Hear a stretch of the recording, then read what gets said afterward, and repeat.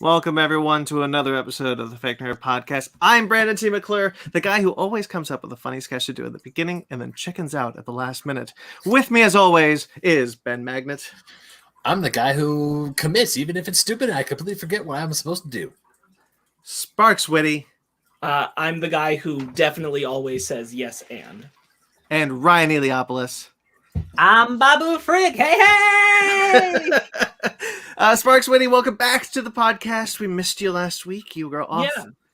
Yeah. I mean, you got married.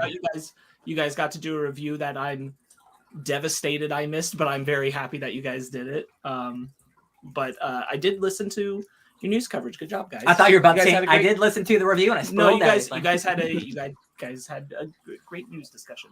Good for you. Love it. Well, hopefully we'll have another great news discussion. Congratulations, by the way. We did mention that you got married on the podcast. You are. Yeah. Hold up. I have to do this with every one of my friends who goes away.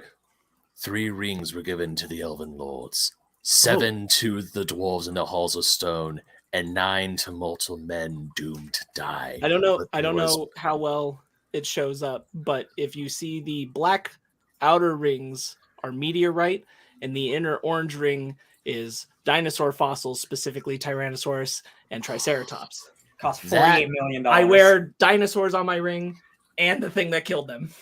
That's metal. That's metal as shit. Oh my god. It's a pretty good one. Where the hell is Sabaton? Where's Dragon Force? We need a metal song about this. Like, write the F now. Yeah. My wife actually found it for me, and I really like it. It's a nice one. It's a beautiful watch for a beautiful man. A watch? A watch? Ring. Man, 2 minutes in. Well, if you think about it, a watch is like a ring. They're both Hey, going around. Fossil just released a ring watch. There you go. So, and there is a watch brand called Fossil. It's all circular, baby. Marriage is a circle. All right. So, guys, welcome back to the Fake Nerd Podcast. Let's get right into it with some links. Oh, shit. So we have some links. Ben is looking at the links, making sure they're there. Yeah, they're there. All right, good. Okay, well, as Sparks said, this is going to be a fun show. As Sparks said, we did a review of God of War Ragnarok on last week's show. That was one of our famous breakaway topics. We will be doing many more of those this year to help us get through more stuff. And you will see the kind of, hopefully, the ramifications of that coming soon. So, that is available as its own episode on Basement Arcade Pause Menu. Ryan, Ben, and I reviewed God of War Ragnarok. So if you did not listen to the full episode, or if you're just a Basement Arcade Pause Menu watcher and sometimes tune into this, that's there. Real quick, I just want to say, because I edit these, so I did not watch your review because I haven't finished the game. But Ben, kudos, thanks, great job. I'm so glad that you did both your classic intro and your outro. So that it worked completely as a pause menu episode, because I forgot to remind you to do that. And I was like, man, I'm going to have to like awkwardly splice in old versions of them doing it. A video from 6 months ago shows up. Inside baseball, when Brandon said that when we get to the main topic, I was going to take the wheel on it, I was like, okay, I'm just going to treat this like any other episode of Pause Video. And that's how I start and ended a Pause Menu episode. So let's do this thing. I was so pleased when you squeezed in the unpause after Brandon brought up the book club. I was like, oh, he did it. I need do nothing. He did it. And best part, you're not spoiled. You could just go from there to there and you're done. So you can find that. So once again, a breakaway topic of Basement Arcade Pause Menu. It is an episode of Basement Arcade Pause Menu. It just happened on the live stream for our show. So you can find both video and audio of that episode right now on Basement Arcade Pause Menu, linked below. Woo. Another show of ours came back for the new year 2023. First episode 2023. Fake Nerds Watch The Last of Us episode 1. Ryan, it's Sparks, special guest star Pi. I'm in a link. We did it. We did it. We did it. New year, new us. No more for 6 months. You guys discussed The Last of Us, episode 1. Boy, howdy. I said it to him when we were talking about, like, last January started with Peacemaker, one of the best shows of the year. And then this January starts with The Last of Us, not just already like the best at like game adaptation, like in terms of just pure quality, like it's already like, yeah, it's hit the mark. Also just a really great show. So like it's a win-win.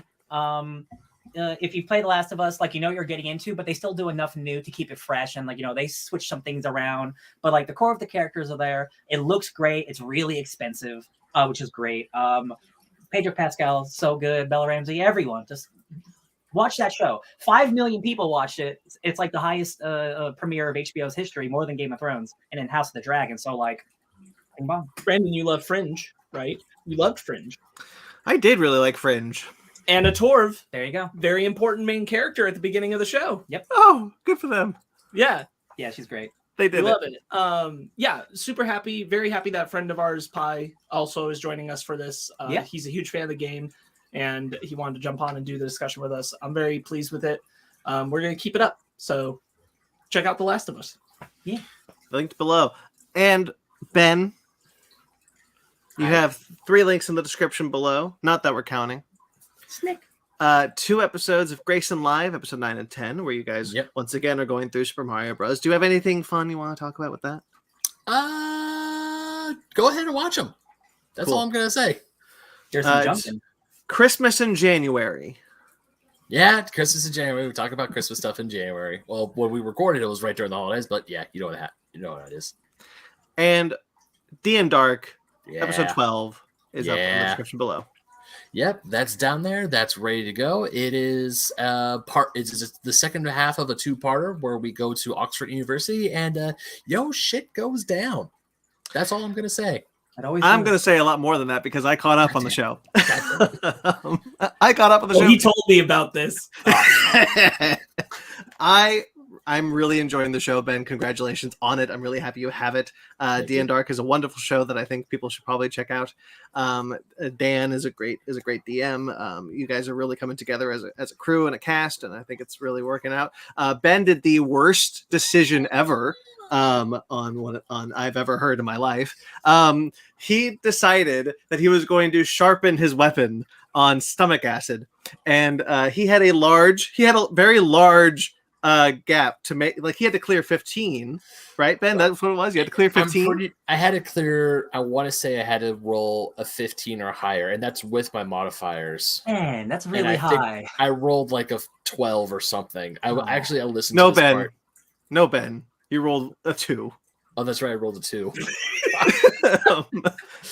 and That's right. I rolled and he so lost. bad. And he lost his weapon.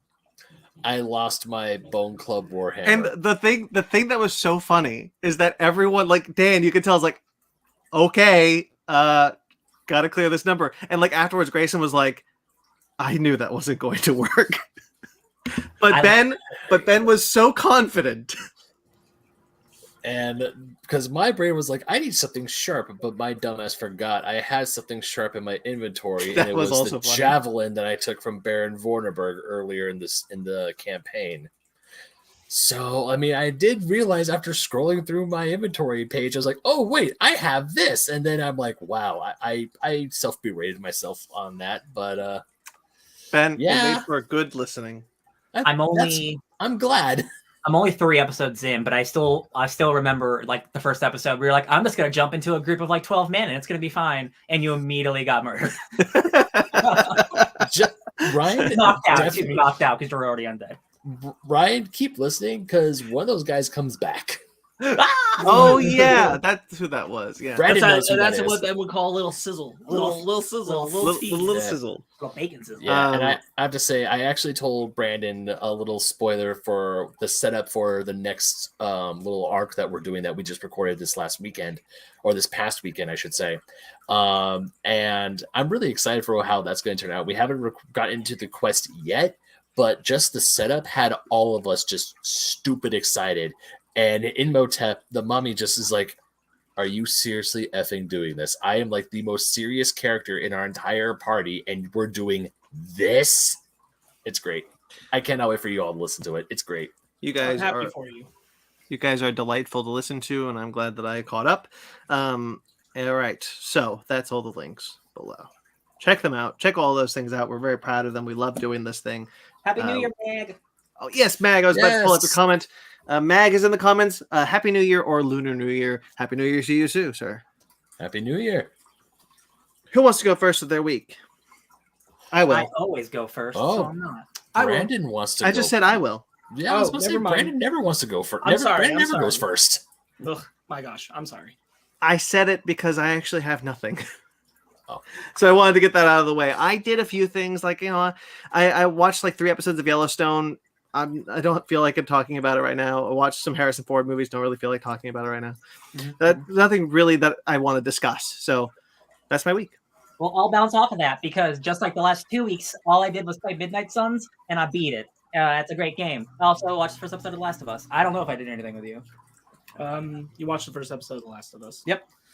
With us. Yeah. I'm off Tuesdays and Wednesdays. Yeah. Who's next? I will. How dare you, sir, Brandon? I was You gonna. saw I wanted Puss in you. Boots: The Last Wish with me. I wanted you to bring it up. I really enjoyed it. I had a great time. I'm not going to gush about it too much. I think it's very beautiful. I think it's the best of the Shrekiverse, whatever, at this point. Better than Shrek 2? Yes, absolutely. They're different. Oh, I will acknowledge, like, they are different. Okay. Here's the thing. I think our friend Michael put it very well.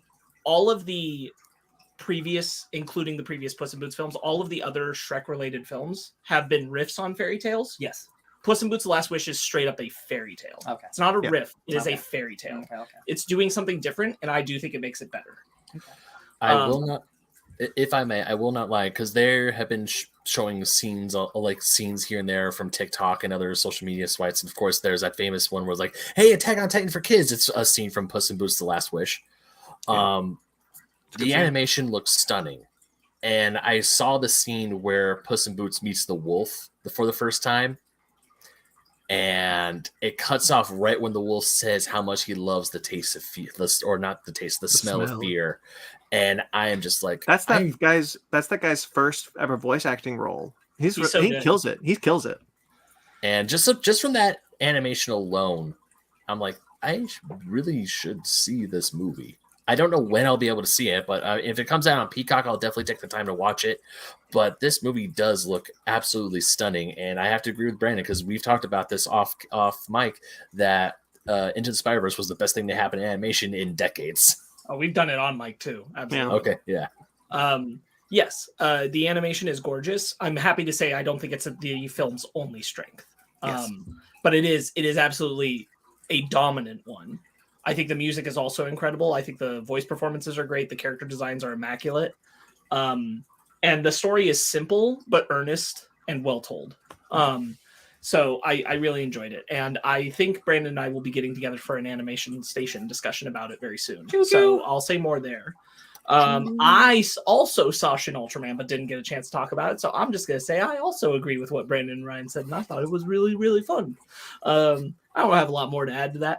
The Bad Batch season 2 came out, and I didn't finish season 1. So yeah, I did. So I'm finishing season 1, which is also really good. They had I'd kind of hit a lull point with the episode I finished off on, so it was easy for me to kind of stay away when I took a break. But the next episode I picked up on is all about them being conflicted because they get hired for a job to protect a former separatist governor who is rebelling against the Empire.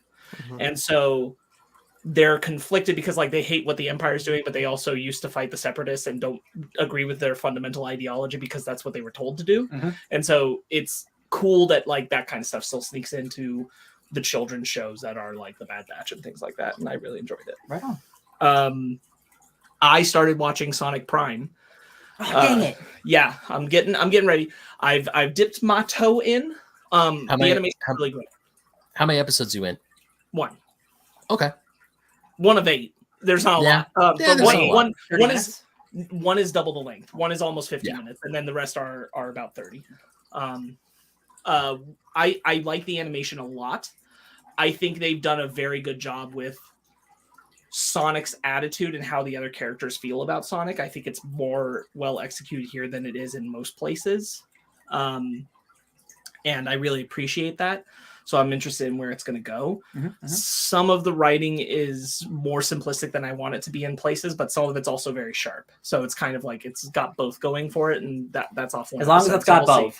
Yeah, it's got both. There's like some really good sharp jokes, and then there's some like, yeah, all right. I mean, this is Sonic. Your traditional like kids riding it. Yeah.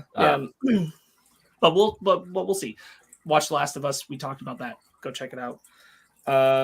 Jesus, Joel. I also want my moment to just say I really enjoyed Killer Be Killed Volume 1 because I also read it even though I wasn't here. Thank you. Yeah, I really enjoyed it as a read. It was different and spicy, and I liked the formatting of it. And yeah, it's all bad vibes. But I liked the formatting of it a lot. Yeah, cool story. Love it. I don't know if I'll continue it right away, but I'll pick it up again at some point. I think because I really enjoyed it. And I've been playing God of War Ragnarok, but I'm not going to say a lot about that. I've been doing it. I'm making my way downtown. I'm trying to walk fast, but I got stuck in the Ironwood for a while. Yeah. Yucky sacks. I don't mind the story elements that we learn in that level. No, neither do I. Yeah. Ryan and I already talked about this off air. I'm now a large chunk of my day was clearing all of that area and then moving on to the next thing. Yeah. All right, Ben. So Unless Sparks, were you done? I am done. Ben. Okay, so media-wise, I have been trying to jump back and forth between finishing Pokemon Scarlet and starting Sonic Frontiers because this week I completely forgot Fire Emblem Engage came out. But I'm not going to get it. Wait. I'm sorry. I played 1 hour of Pokemon Violet.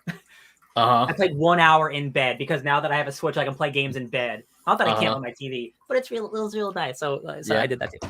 I am so happy that you got that and you got your Switch. And also now that you have Violet, we can actually trade Pokemon because we need region-specific Pokemon. But that's beside the point. The point is I'm trying to go through my backlog, to start finishing some backlog before I buy new games because obviously Fire Emblem Engage is coming out, Final Fantasy 16 is coming out later this year. But I didn't really do that because I got my Sega Genesis Mini 2, and by God, Crusader Senti is really freaking fun. I'm really enjoying playing this game. It's Crusader Senti, if you don't know, I think I talked about this last week, but it's a Zelda-like game that was made for the Sega Genesis, published by Atlas, which is a big Nintendo publisher nowadays. And it's very fun. It definitely has some difficulty into it, but at the same time, it's a fun adventure game. It's fun going around, but it's definitely one of those older retro games where you definitely need to really pay attention to where you need to go, because there are times where dialogue will just go through super fast and I'm not pushing any buttons and I'm like, where the hell am I supposed to go? But and also just going through the Sega Mini 2, Sega did a really good job with this unit and this console, and I have to say this thing is really nice, and I wish they would do more. And by more, I mean stop with the Genesis, but add like Sega 32X games or other Sega things that happen. Because technically, a complete Genesis is the Genesis, the CD, and the 32X. But besides that, how many games come in the thing? 60. Damn. Yeah. Pretty good. 60 games. Not all of them came out here in the United States. There's some Japan-only games, and it included with those 60 titles are 10 Sega CD games, including Night Trap, which caused the ESRB to be formed. I know Night Trap. Yeah, that's a gross game. Have you seen anything about Atari 50, Ben? I have heard that the game. I do. No. The Atari 50s, it's on my Amazon wish list, actually. I want the Steelbook because it comes with a really cool poster. But the really cool thing about Atari 50 is that it doesn't just cover the 2600, because when a lot of Atari compilations, sorry guys, when Atari puts stuff out, it's normally just 2600 stuff. This one includes stuff from the Jaguar, the 5200, the 7600, the Lynx. So yeah, I really need to look into the Atari one. It's not just that. The really cool thing about it, it's not just a collection of games. It's a history documentary about the interviews. And there's unreleased games, like the demos of games that have never been released on that thing. So you can play games that no other person has ever played before until now. So like it is more like a museum than it is a video game collection. I have heard absolutely nothing but great things about Atari 50, and that is definitely on my list to snag when I can, because that thing is just like, because I may not be like the world's biggest Atari fan, but I do recognize what Atari has done for video games, and they were the biggest name in games in the late 70s, early 80s. So their place in history is well deserved. So you said Steelbook, and now I got it. Yeah, I want the seal because it comes with a really cool poster, and I think that poster will look really good in this empty space right here. I've been trying to get this space filled up for years, and I can't find the right poster to put up there. But yeah, besides that, other media-wise, we're gonna be talking about this on a FNW soon. But I started Willow, and you did. Brandon was right. I freaking love this show. I'm on episode But 4. Ben, hold on, Ben. It said Brandon said last week it was made for him, so I don't know how you can't like it. It's true. It's true, Ben. I'm sorry. He claimed it. Yeah, you did. But I really enjoy this show. I absolutely love the show.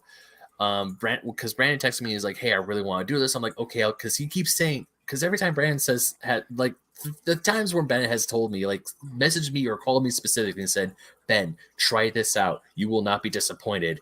Every time he's been right.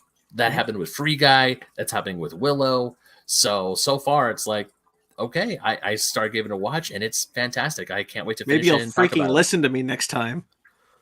I'm kidding. No, I'm kidding. I'm really glad you're watching Willow because, as he said, I really want to just talk about it. And as for a Fake Nerds Watch, we discussed doing it, but we just never had the chance. It was just bad timing.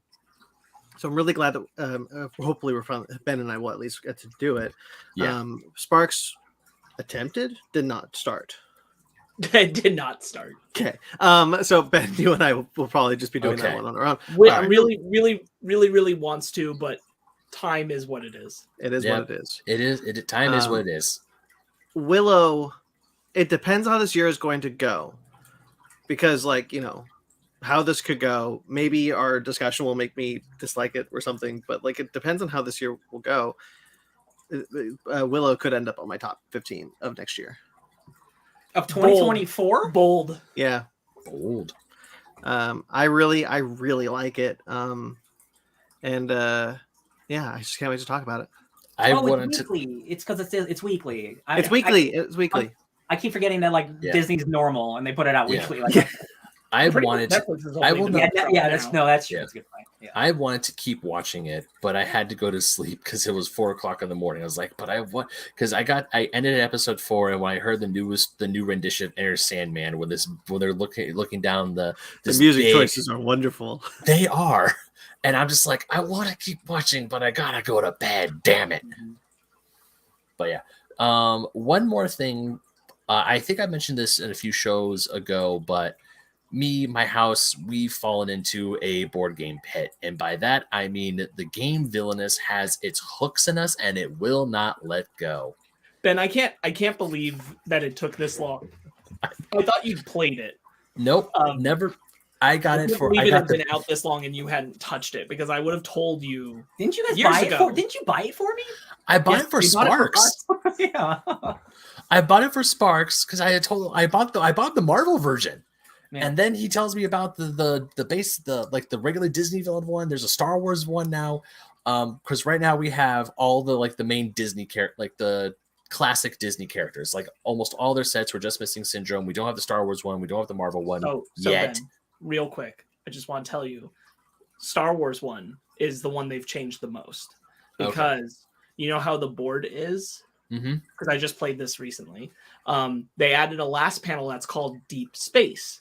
In Deep Space, you add vehicles, and you can just keep adding vehicles, and they just keep extending to the right, and they're locations that grant abilities and function as fighters.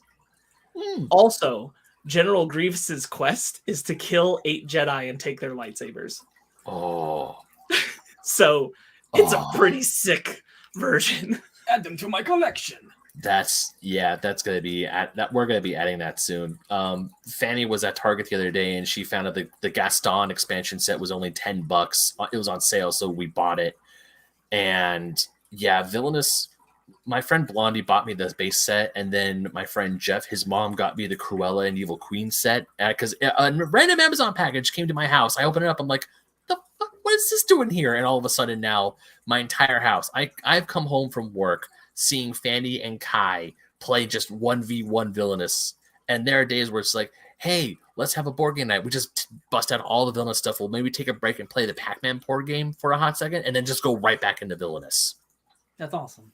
So yeah, Villainous, it's absolutely a blast. I absolutely love my favorite villain to play as thus far is the Evil Queen. I absolutely love playing as her. She is fun and she is ruthless. Nice. That's Yeah. awesome. So yeah, that's my week. All right. All right. Now you should just sit here for another 45 minutes while I set this up. All right, see you guys. All right, shall we do our bit? Shall we go into our bread and butter? Yes. Sounds good. Abs.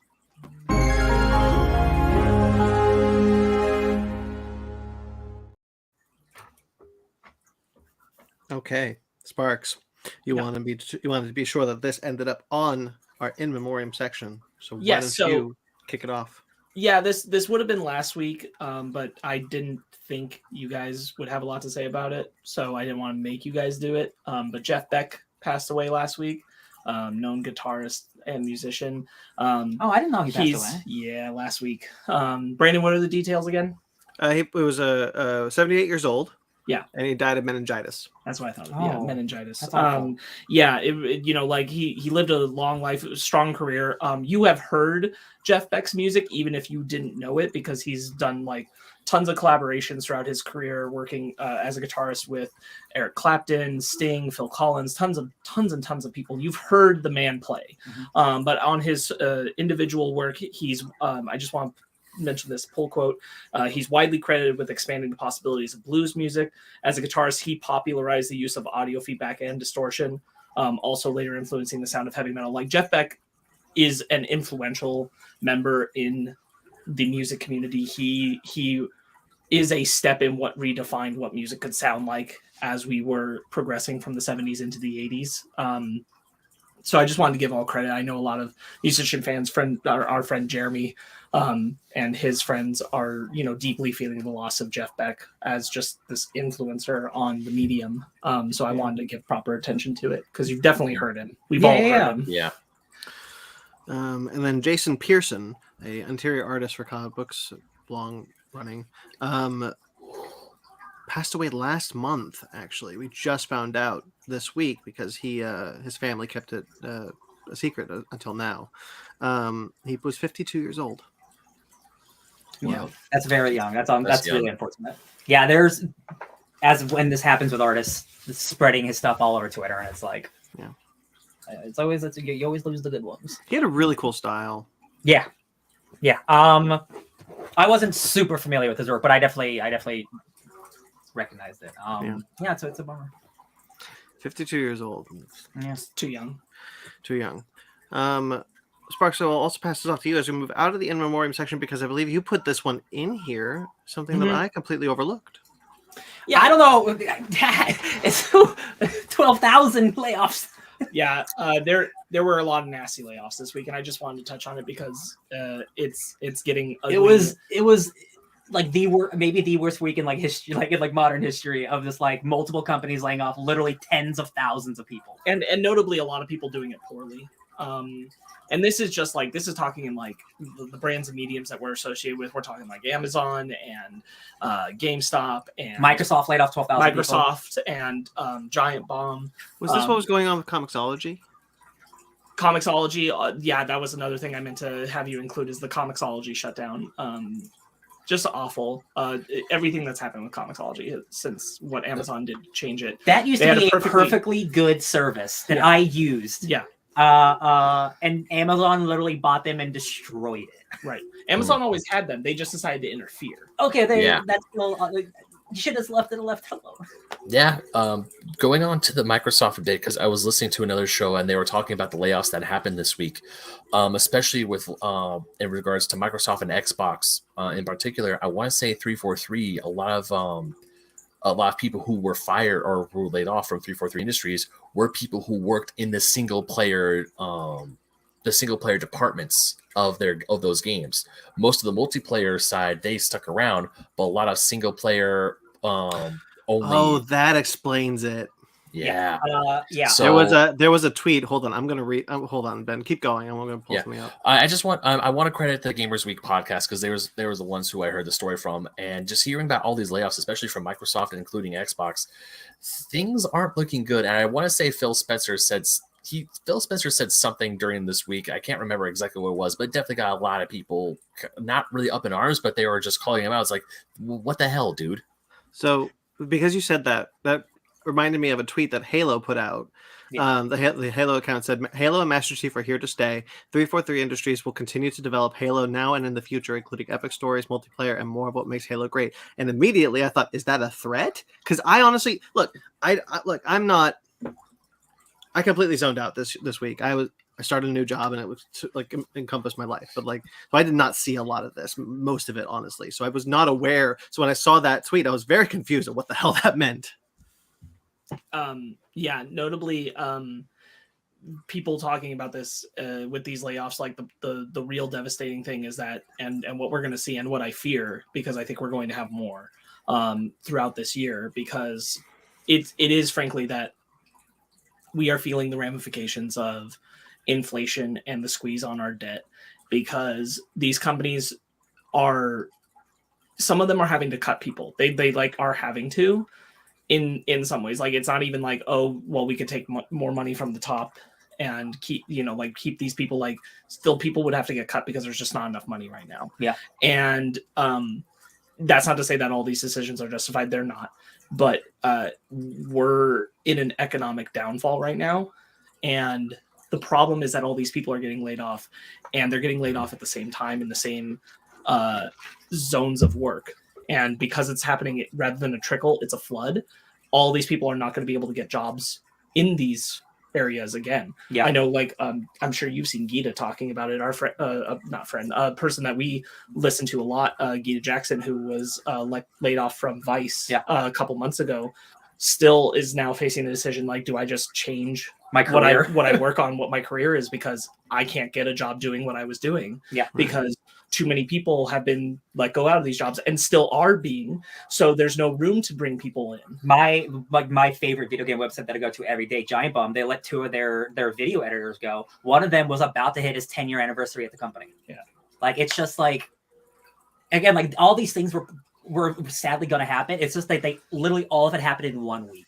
It was insane from day to day. Just so many people losing their jobs in like the tech industry. It's mind-boggling. And this is like this week in the tech industry. But I did want to make a note, because I would have talked about it just briefly. I don't think I would have mentioned it for very long on the podcast necessarily, but because we're talking about layoffs, last week, you guys are all familiar with Brea Bakery that was at Downtown Disney. Oh, sure, yeah. Mm-hmm. So the company just shuttered its doors midweek last week. They just closed doors. The employees were coming into work, and they laid them off that day and went out of business. They are now no longer functioning with restaurants. They are just selling their bread to marketplaces. They closed their restaurant on a whim and let everybody go without notification. That should be illegal. That day. Why is that not illegal? That should be illegal, but I want to mention something, because I heard that location in downtown Disney specifically was shutting down, and then Earl's Sandwich was coming back, because I was like, yay, Earl's Sandwich, one of my favorite sandwich joints, is coming back to downtown Disney, because we didn't know if they were going to come back, since Ding Tai Fung is being built there. The Portos is being built, I want to say, in the old Rainforest Cafe, but that's beside the point. But hearing this now is that they're closed. They closed their doors that day is messed up.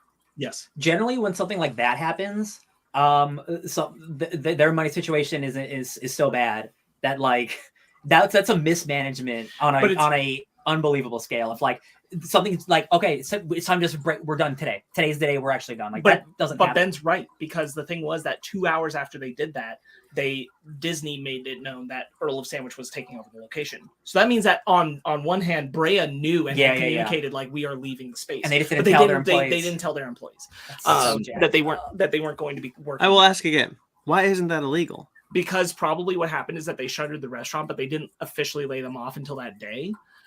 So that they are giving them their 2 weeks notice. They're just not opening the restaurant right now. And it's not labeled as a closure, but labeled as like, we're closed for another reason or that kind of thing.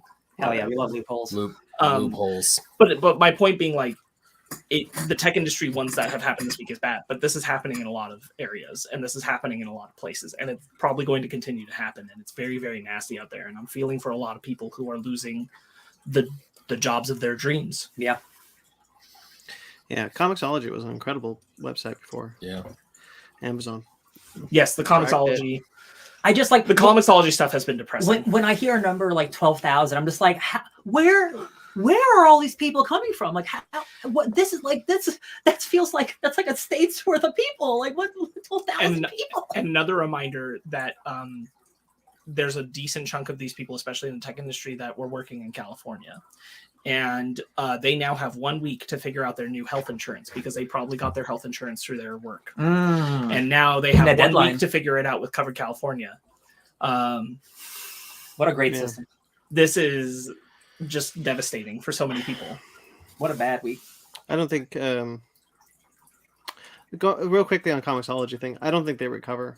I don't think there's a way for them to ever get back to any semblance of what they used to be.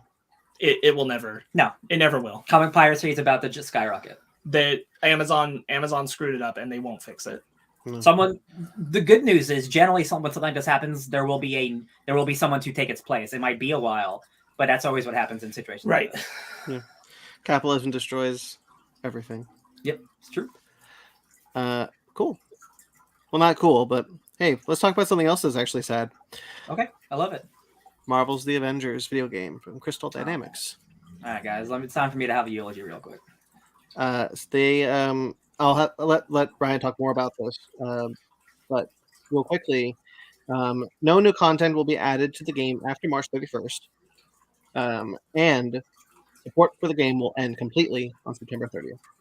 Yeah, so they've already said that, like, and it is, in the modern era, like, the game is not like shutting down forever. Like, you after they're done with like supporting it, you can still play it. You can still play the campaign. You can still play all the multiplayer with your friends. That will be until the server shut down, which will probably be in a couple years. But you will still be able to play it after it. So like Avengers has a very hardcore dedicated fan base of a couple thousand people. It is definitely it is the lowest in terms of live service games. Like Destiny, Fortnite, they have millions of players. Like there are dozens of us. There are dozens of us. On an average Monday on Steam, there's like 120 people playing Avengers. Like it is a quote unquote dead game. That's not to say that the developers didn't work really, really hard. The problem here is that Square Enix did not know how to support this game or know how to make a live service game, because the gameplay itself is great. The campaign is great. If they were just allowed to make that type of game, if that game could have just been what Guardians of the Galaxy was, it would have been a success, a huge smash hit. But they wanted it to be Fortnite, they wanted it to be Destiny, and they ruined it. And these developers did the best they could. They just inked out that 5-year plan because it's ending this year. It's like, all right, cool. Like, once that 5 years, we're done with y'all. We don't want you anymore. Yeah. And the exact same thing happened with Marvel Heroes 2, and that game got canceled and scrapped. It's really unfortunate because, like, the Avengers, the MCU is the biggest thing in Hollywood. So, like, the fact that an Avengers game failed so spectacularly is a real big bummer. And I just feel for the devs because, like, I know those devs did their best with like the little that they had. They had a Black Panther event come out 2 years. It's been 2 years since that Black Panther event came out, and that was incredible. That was awesome. And then after that, their support got cut. And they're like, cool. So everything you want to do, you can't do anymore, but you still need to put new stuff out. So they made a bunch of skins, and they made Echo characters. So you have like 2 Hawkeyes, and you have 2 Thors, and you have a Winter Soldier who's basically just Captain America and Black Widow. And it's just really unfortunate. Yeah. I deleted that game last week. They must have saw that I did that. That's when they canceled it. You were the nail in the coffin. It's true that campaign's very, very good. We made really, 2 videos on it. Yeah, like 3 years ago. Really like that campaign. Frankly, I still would like to do a like aftermath discussion on just like what worked about that campaign and why it was good. I wanted these 2 to be on it, but they've never played it, so it might just end up being Ryan and I doing it. There's a moratorium on this year. I'm going to eventually. I don't believe in New Year's resolutions, but I told myself this year that I'm going to start Digital Longbox, and I definitely am going to be replaying that campaign and talking about it. There we go. Eventually, there it is. There he is. So yeah, but it's inevitable, but it's still sad. Yeah. Yeah. All right. Good news. The Avengers are coming back. Oh hell yeah! When's the sequel coming out? So Avengers is going to be relaunched at Marvel, as often as these things do. Jason Aaron is finishing his run, and then Jed McKay will take over the title with artist C.F. Villa. This will start in May, and it includes a new lineup: Thor, Iron Man, Captain Marvel, Sam Wilson, Captain America. Sam Wilson, Captain America. That was meant to be one thing. Sorry. Black Panther, Vision, and Scarlet Witch. It's a cool lineup. I like that Yeah. lineup. I really like Jed MacKay, so I'm excited for this. I love Jed MacKay. Oh yeah. Yeah. Doctor Strange.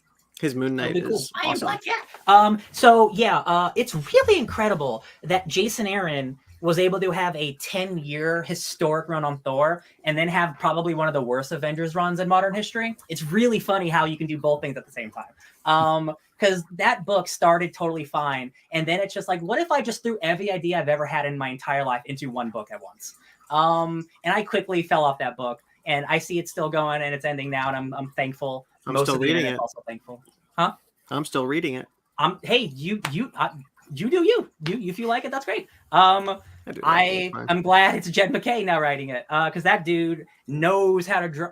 Not that, man, that's the thing. Not that Jason Aaron doesn't know how to do characters, but like his Thor is like a worse version of Thor from his book, and I don't understand how you do that. Anyway, I'm really excited for this new Avengers book. I'm really excited to be picking up Avengers again. And Tia Vila, who's like not like a new artist, but he's like, this is like his big up and coming book, doing an Avengers book. So I'm like, hell yeah, big new talent, big Jed MacKay getting an upgrade. Couldn't be happier. Yeah, I really like Jed MacKay's books. I think I'm actually reading. Oh no, Benjamin Percy is doing Ghost Rider. I'm reading 2 of his books. I don't remember which 2, but Are you reading Doctor Strange or Moon Knight? I'm definitely reading Moon Knight. You're definitely not reading the Black Cat book, so I don't know what else you're reading. No, I don't know either. Probably about nothing. But I really like his Moon Knight. So yeah. It's going to tie into his work on Timeless. He wrote the Timeless one shot that happened with Kang a little bit ago.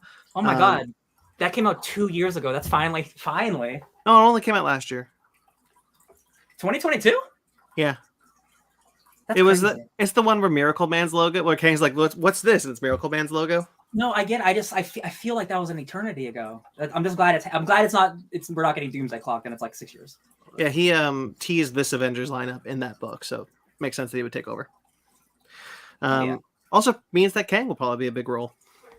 Makes sense. Yeah. A new Loki series is coming. There's going to be a 4-issue miniseries by Dan Waters with art by Jermaine Peralta. I'm going to read the synopsis for this one because it's new 4 issues. This exciting new chapter for the God of Stories will introduce a collection of ancient Norse weapons Loki crafted in his mischievous past. When they're scattered throughout the realms, including Niflheim, Kree Space, and Earth, Loki must track them down to prevent them falling into the wrong hands. Throughout this twisting journey, readers will see Loki go head-to-head with iconic Marvel villains, provoke Earth's mightiest heroes, and be forced to confront the dark truth that lies at his center. Ooh. I am very much into this book mostly because Dan Waters is a really great talent. He did that Ghost, the Ghost a Kaiju house book. I forget what it's called, but it's like where the house Homesick Pilots. Homesick Pilots. Thank you. Pilots. That Homesick book rules. Yeah, and he's done some DC work with Batman too. That's really good. So like he's great. And then Peralta is a dude who did Vision with Tom King and some other really like intense books. That dude is a really intense artist. So that means this book is going to be like it's going to have like the grit because that dude does those kind of books. Right. He did Magneto at Cullen Bunn, which is the best thing Cullen Bunn ever did. So like I am so excited for this. Loki is a character who like generally I would never read a Loki book, but the last person who wrote Loki was Al Ewing, and that book rules. And then this person, like, all right, I guess I'm just like I love Loki now. It's like it's what happens to Harley Quinn. Like, yo, you give me a good show, some good new comics, like I like this character now. Hell yeah. Yeah. I'm curious what's going on. Speaking of Loki, I don't know if you guys pay attention anymore, but Donny Cates is not writing anything right now, but both of his Hulk and Thor book are still moving, but with different writers. And there's been no announcement about that. They're just considered villain writers, but it doesn't look like he's coming back. Yeah, that's interesting. So this Loki series is coming at this time. I wonder if that's a sign. Well, I mean, a 4-issue miniseries could like they drop miniseries about characters all the time, but like sure, but like to fill in the time till they find a new Thor person to write. Oh sure. Yeah, I don't know. Yeah, he's like done with comics or something. I don't know. What happened was he got divorced. And around that time, I guess he just took a leave of absence from Marvel, and I don't know what's going on since. Well, still got God Country coming out soon. That's right, they're still doing that movie. Yeah. Black Panther. A new Black Panther ongoing series is coming by Eve L. Ewing. with art by Chris Allen. Obviously, John Ridley is doing the Black Panther run now. His run's going to come to an end in March. E-viewing will pick up from there. But we do not know what the plot is. It's being kept on the wraps. I will admit that I kind of wish Ridley's run was going to go a little longer, but I'll tell you what. I don't think anybody else agrees with that because people don't like that book. that's a bummer. It's a big bummer. It's specifically because like the last issue that came out was a Captain America versus Black Panther basically issue, and the way he wrote not just Captain America but the way he wrote Black Panther was really offensive to a lot of people. And basically, it had Captain America beating the shit out of Black Panther like while he's unconscious, and just like saying like he literally says you need to go back to Wakanda, Black Panther, in like one scene.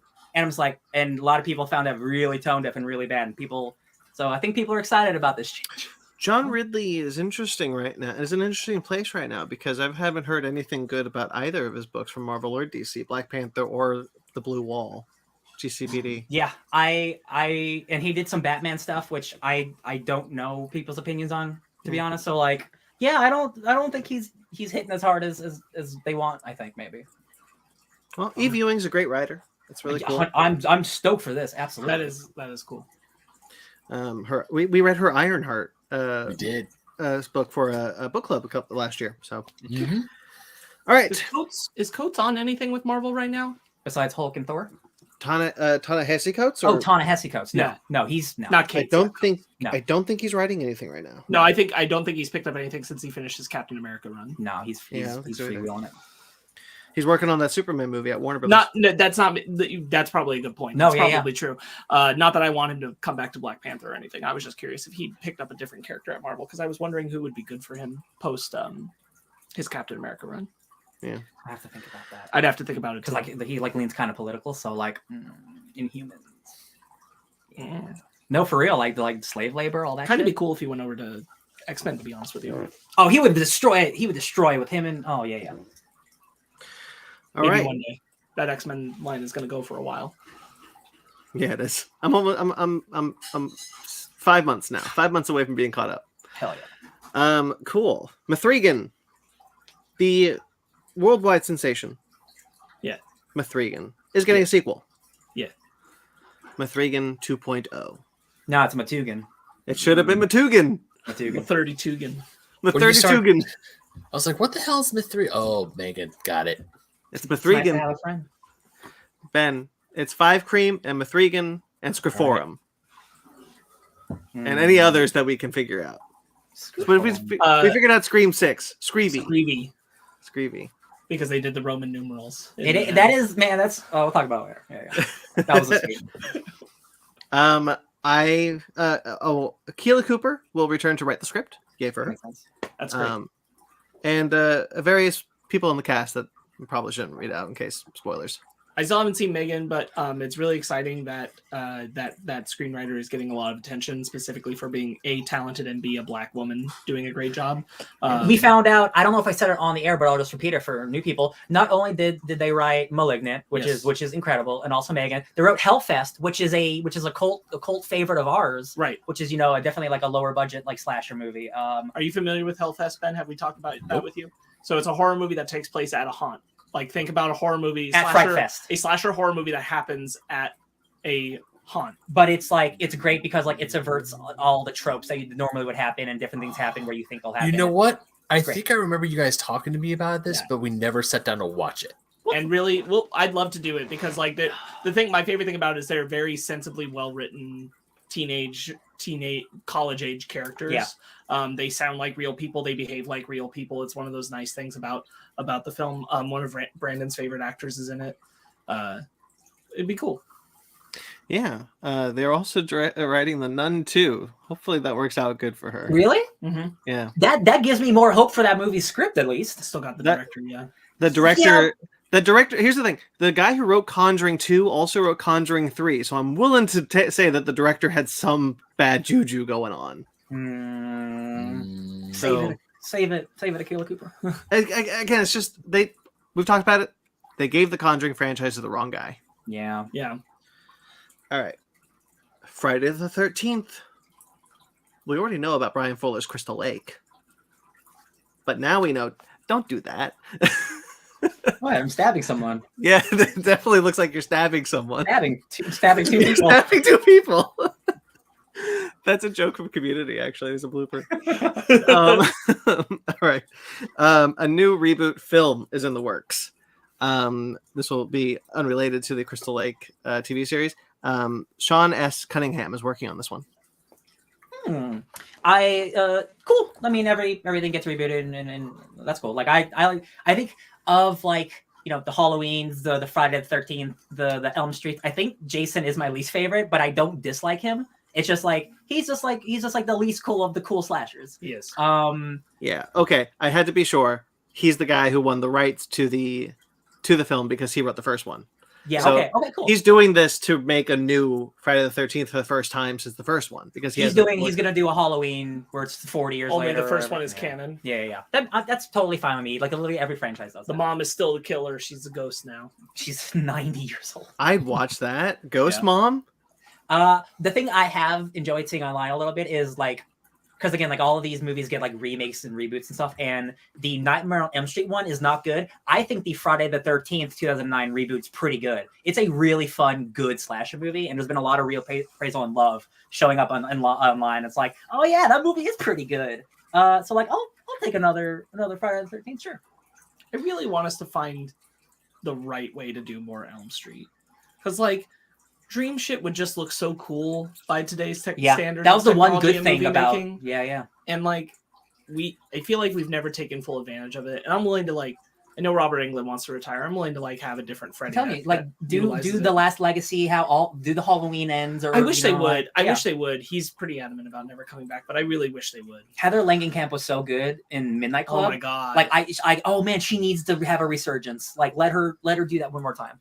Oh my god, a new person taking over Freddy Krueger. Like you could go into like why Freddy Krueger is the dream demon that he is. They could totally do like a meta thing of like he's a demon who lives forever. Nightmares never fade. Right. Because it just changes it just becomes another face as people are scared of another person. Yeah.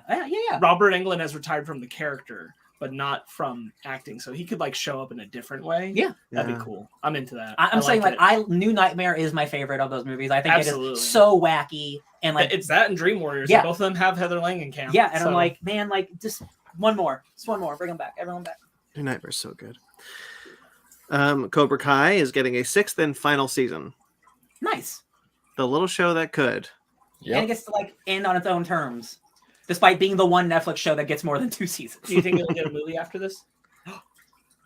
Oh. The new 6 seasons in a movie? New Karate Kid. You know what? If they can't get Hilary Swank in this season, I think they'll try to make a movie just to get Hilary Swank. I don't know if that's a justifiable reason to make a movie. She's the only actor from those movies who they haven't gotten back. They need just a little bit more money for Hilary Swank. Brandon, you really need to know that like everything I know about Karate Kid, I know from you. Like, wow. That's a pretty low tier reason in my mind. Wax on, wax off, man. What else do you need to know? I will go to bat for that remake any day of the week. But I do really like the show. I talked about the last season ended up in my top 15 for the first time ever, because the last season was really good. I don't know if I'm okay with the villain direction they're going with this season, but it's whatever. I think they're gonna kill it in the finale. Those kids are great. I'm really excited to see more of the show. And hey, look. What a success story. Surviving YouTube Red's downfall to become a huge show on Netflix. I can't believe that happened, or that a dumb How I Met Your Mother joke spawned a 6-season show. Yeah, seriously. What if Johnny was the good guy? Tron 3. Oh god. Talk real quick before you say anything. Talk about like the monkey paw curl of like right. You want something so bad. What if we ruin it twice for you? So we are finally getting the 3rd entry in the Tron franchise. Tron Legacy, Top Gun Maverick director's own Tron Legacy. Great movie. So of course we're getting the 3rd one after many starts and stops. Yay! Jared Leto is set to star in the film. What the fuck? No! This episode is now explicit. And here's the thing that kills me. Joachim Ronning, This is actually is worse. going to direct this movie. That man directed Pirates of the Caribbean 5. Your career should have been destroyed. I'm sorry. Right. Yeah. Did Maleficent 2 come out after or before Pirates 5? I want to say it came out after. Maleficent 2 is fine. Yeah, it's fine. I knew about the Jared Leto thing. I was upset about that because I was like, thank God we're finally getting Tron 3. The Tron ride at Disney World is going to be finished soon. We're getting Tron. It's like the fact that Tron 3 is now officially a thing. It's like, yes, finally. We've been waiting ever since 2009 for this damn movie. What do you mean Jared Leto is a star? And see, if this were like a Blade Runner 2049 situation where like, I love that movie and Jared Leto is in it, but he's not the star. He's a side character who has like 10 minutes of screen time. So I can forgive that movie.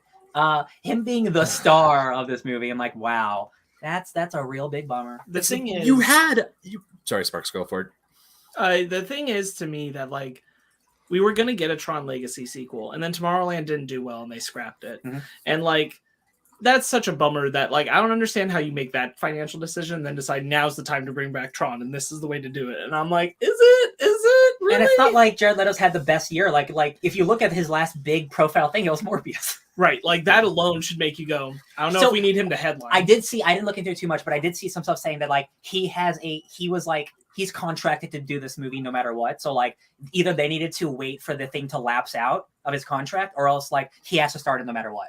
And if that's the case, then maybe like they just. I don't want Disney to shit out a movie, let alone a Tron movie. No, I know, but with the star and the director, it feels like. Look, just to have Hilary Swank, I mean, Jared Leto in a movie is not a good enough reason to make a movie. So here's my thing that I thought was really funny. I don't know why Tron is the straw that broke the camel's back, but I've seen Twitter just light up with like, it's time to go after Jared Leto for all his gross sex stuff and his abuse, his cult and everything. And I'm like, cool. I don't know why this was the thing that did it, but sure, let's do it. Let's get Jared Leto out of movies to take him down. Yes. The Tron fans were activated and they said, no more, no more Rinsler. Yeah, the Trons were not going to be Morbid time over here. Nope. Essentially, they're like, greetings, program, get the F out. The thing is, the Tron 3 was in development hell for so long before Jared Krasinski, I think is his name, directed Maverick, left the project, and then they had other directors, and then they just outright said, we're not doing Tron 3. Tron 3 is not happening. And then out of nowhere, this Tron Ares project showed up with Jared Leto. And I was just like, you waited too long. Like, I'm sorry. Joseph Kosinski. Like, I'm sorry, you waited too long, because at this point, the interest in Tron, you would only get back if Garrett Hedlund and Olivia Wilde. Olivia Wilde were coming back. But also, like, there was a whole marketing. Cillian Murphy was set up to be the villain of that movie, of the third film. He was. Because he was Dillard. He was the son of the villain of the first movie. And you're like, yeah, hell yeah. And like, but Bruce Boxleitner is like, no, I'm never going to play Tron ever again. So we're not going to get the resolution of what happened to Rinsler. And there's a whole campaign after the second movie, but like, you know, Flynn lives. Oh, Flynn lives. Is Kevin Flynn still alive in the grid? Like, what's going on? You're not going to get Jeff Bridges back. No. I don't care. At the end of Tron Legacy, I enjoy Tron Legacy. I enjoy Tron Legacy quite a bit. And I was looking forward to the possibility of a third film. I was looking for, like, I remember watching the Flynn Lives thing and seeing Bruce Boxleitner come back and talk to one of the guys who played Ram in the original film. I was like, this whole thing that they put up online is like, okay, cool. I can still wait, but let's do this. Let's do this because Olivia Wilde, she's in ISO. She's in the real world now. Let's do this thing. And then when Disney scrapped it, I just was like, okay, I'm done. But you had the original actors, or like the stars, Olivia Wilde and the guy whose name I cannot remember, the guy who played Sam in the original, still like, yeah, thank you. Still like ready to go. They're like, no, I want to do this film. And now you're just letting them go by the wayside for this? I'm sure Garrett Hedlund would come back if you asked. Yeah. Exactly. What's he doing? Sorry, Garrett. Pan 2. Not sure he was Hook and Pan, but that's I'm just a minor. But Also, the thing that really just kills this for me, that makes me have no faith at this moment, or at least not a lot of faith, is the fact that the director is the guy who directed Pirates 5. That That destroyed movie me. sucks. That destroyed That- me. I mean, thank goodness Maleficent 2 wasn't as bad, but dear No, but like Lord. Pirates Look, But it's 5. not a big hold victory. on. though. I just want to, real quick. I cannot say that the direction of Pirates 5 was the major problem. I'm not saying it was great, but the big problem was the fact that Johnny Depp did not give a shit about being there, and the writing was bad. All right. Like all All right, around. all So right. like the director Okay. does not mean like this project is doomed. I don't think the direction was the thing that killed that bad movie. There were help. 2 other major factors. I'm not saying this is encouraging, but let's not hang it all on his head. All right. Fair. Fair. That's fair. We did go a little hot and heavy, Joaquin!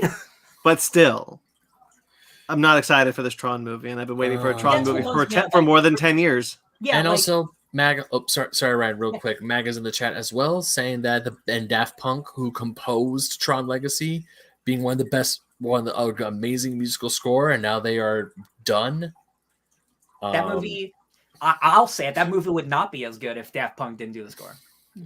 I That agree. score for me doesn't like carry the movie, but if it wasn't the same score, I wouldn't feel as highly about it. I'll tell you that. Absolutely. Synergy works so well together. I think Tron Legacy was a movie before its time. You know, it was a legacy Yeah. sequel before that was the norm, and that was really cool. And That's a good there's point. a lot. Yeah. There's a lot to love in that movie, and I think Jeff Bridges is incredible. You're right Returning as about Ben that. Flynn. And if you're not making a sequel for the people who like that movie, I don't know who this movie would be for anyway, Yeah. because you didn't grab a huge audience with Tron Legacy to begin with, Yeah. but you want to keep that audience and maybe intrigue some more, especially people who have now grown up watching Tron Legacy. That's who you're trying to grab. You want to start a whole new Tron audience? Get the fuck out of That's here. the crazy thing. Enough time has passed now. It's been like 15 years that we can now make a legacy sequel to the legacy sequel.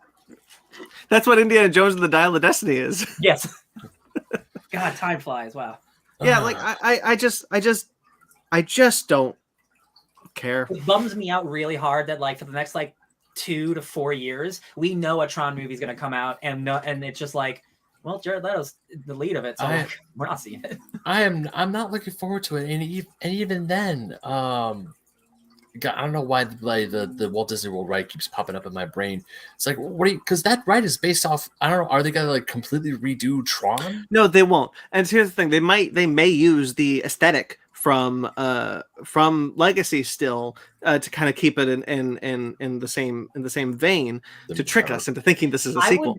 I would be shocked if if the third one doesn't look like Tron Legacy. I think it'd be But Sparks is right. What are you doing with this? If it's not going to be Tron 3, if this is something new, you're not going to get a new Tron audience. Like, look, they tried. Mag is right. Mag is in the Tron cartoon show, which had Elijah Wood and Bruce Boxleitner as Tron.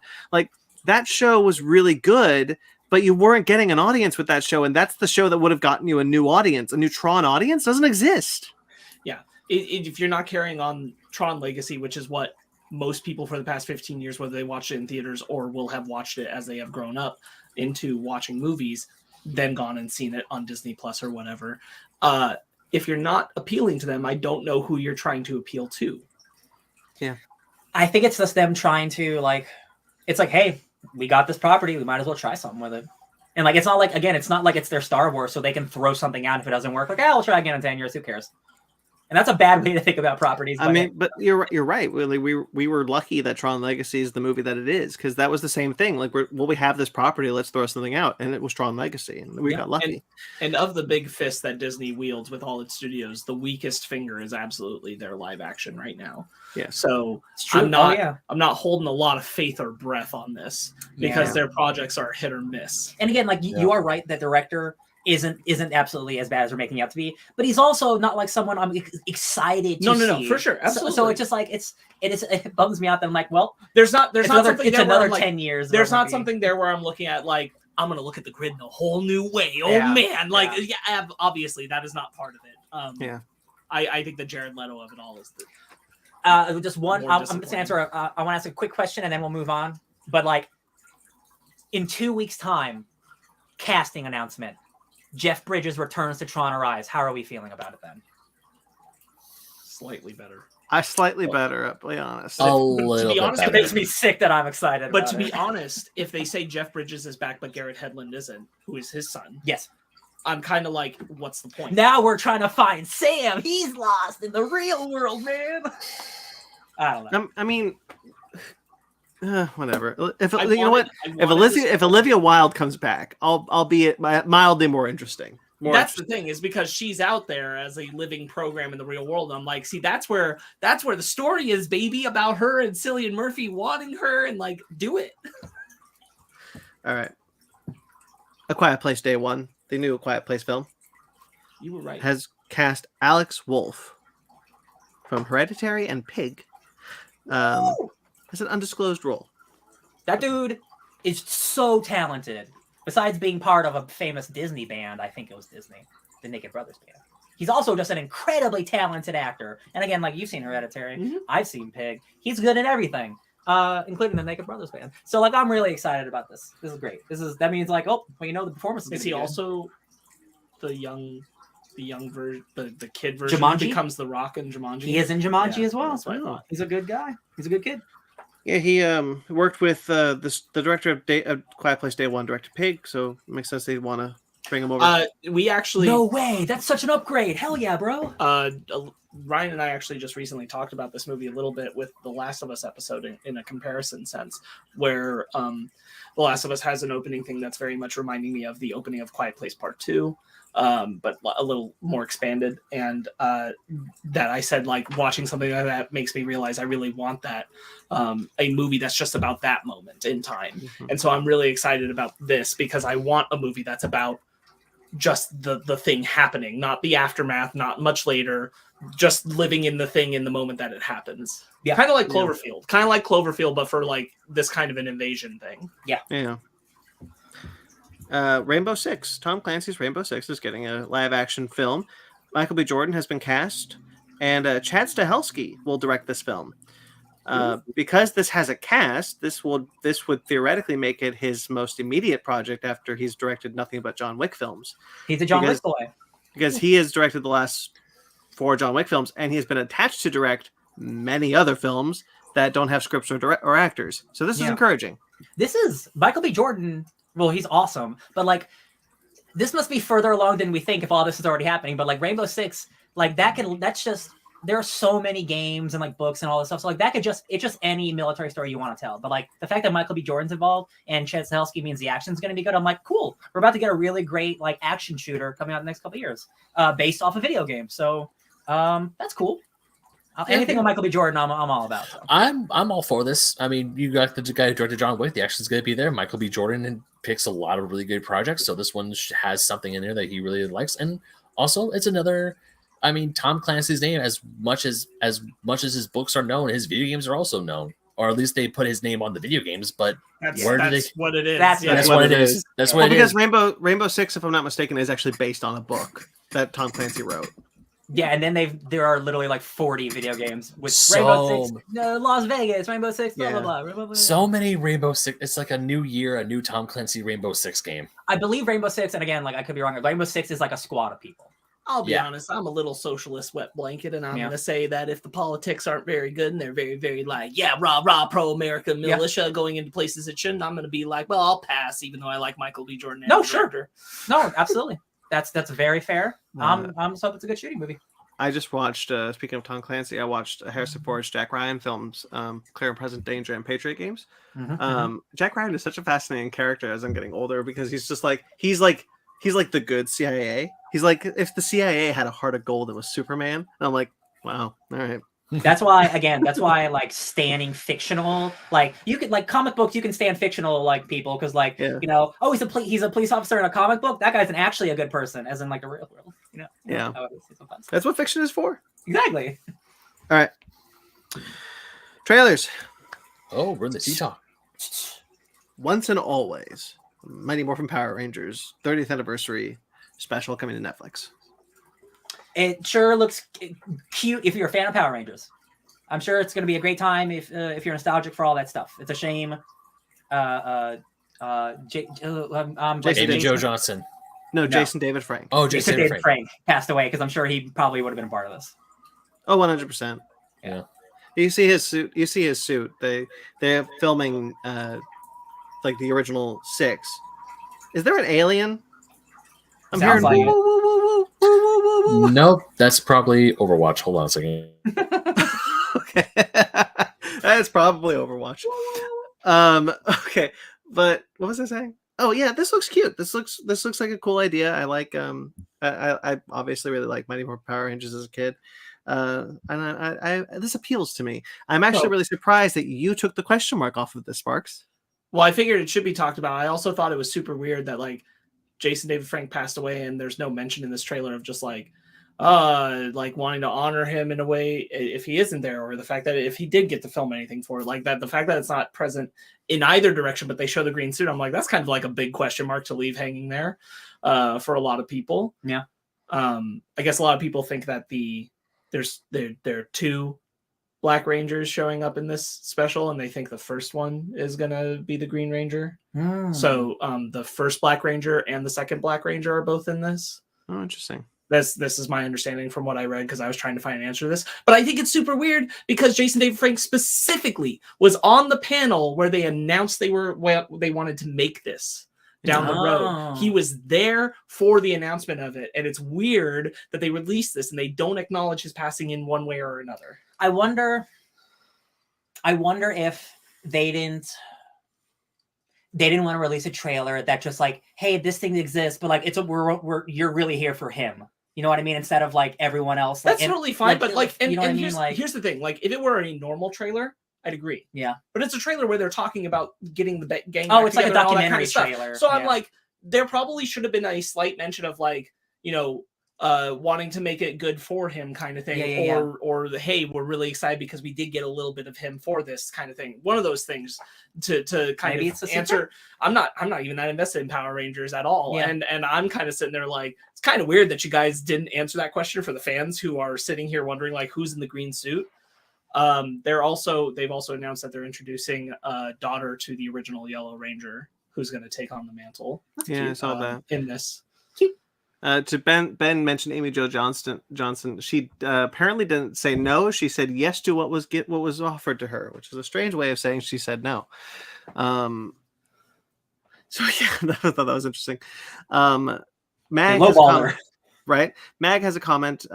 Says hope it's a good send off as well as Legend of the White Dragon. Legend of the White Dragon is a fan film coming soon someday. Jason David Frank was the star of that fan film. Where he would become the White Dragon. So we do not know the status of that at this time. But yeah. It's more of a time. Polite Society. Yeah, this looks awesome. Yeah. The sister is the girl from Umbrella Academy. Yes. We got her. We got the villain from Miss Marvel. It's really funny that the villain from Miss Marvel is fighting a lady named Khan. But traditional, finish the last name and stuff. It'd be like that. I pray, because I can already tell like the dialogue will be better, but I got princess vibes from it, where the action's going to be really, really great. So I hope there is better dialogue in this trailer, but I hope it's not just it's a kick-ass action movie, and we didn't think about the script at all. Because like I don't want to get princessed again. I don't think it's going to be. I'll be honest with you. Like the vibe that I equated it to was not a princess, but I did equate it to about Gunpowder Milkshake. Oh, okay, where a pretty good time. Probably didn't utilize all your pieces as well as you could have, that's kind of where I'm more feeling. Yeah. But I'm just super happy to see something going down the Sundance circuit that's being pretty happily buzzed about, just for the amount of diversity they get to indulge in on screen and do this kind of quirk movie. The action looks really good. I'm up for it. Yeah. I wish them success, so I'm hoping that it's good. Yeah. Before we move on, Ben, your screen is very, very loud. The water, the fish in a percolator. It's the water, and I assume the video game that's being played Overwatch? No, it's the aquarium that's right next to him. No, I know, but there's the aquarium, but I can hear the video game that they're playing downstairs. It's the aliens.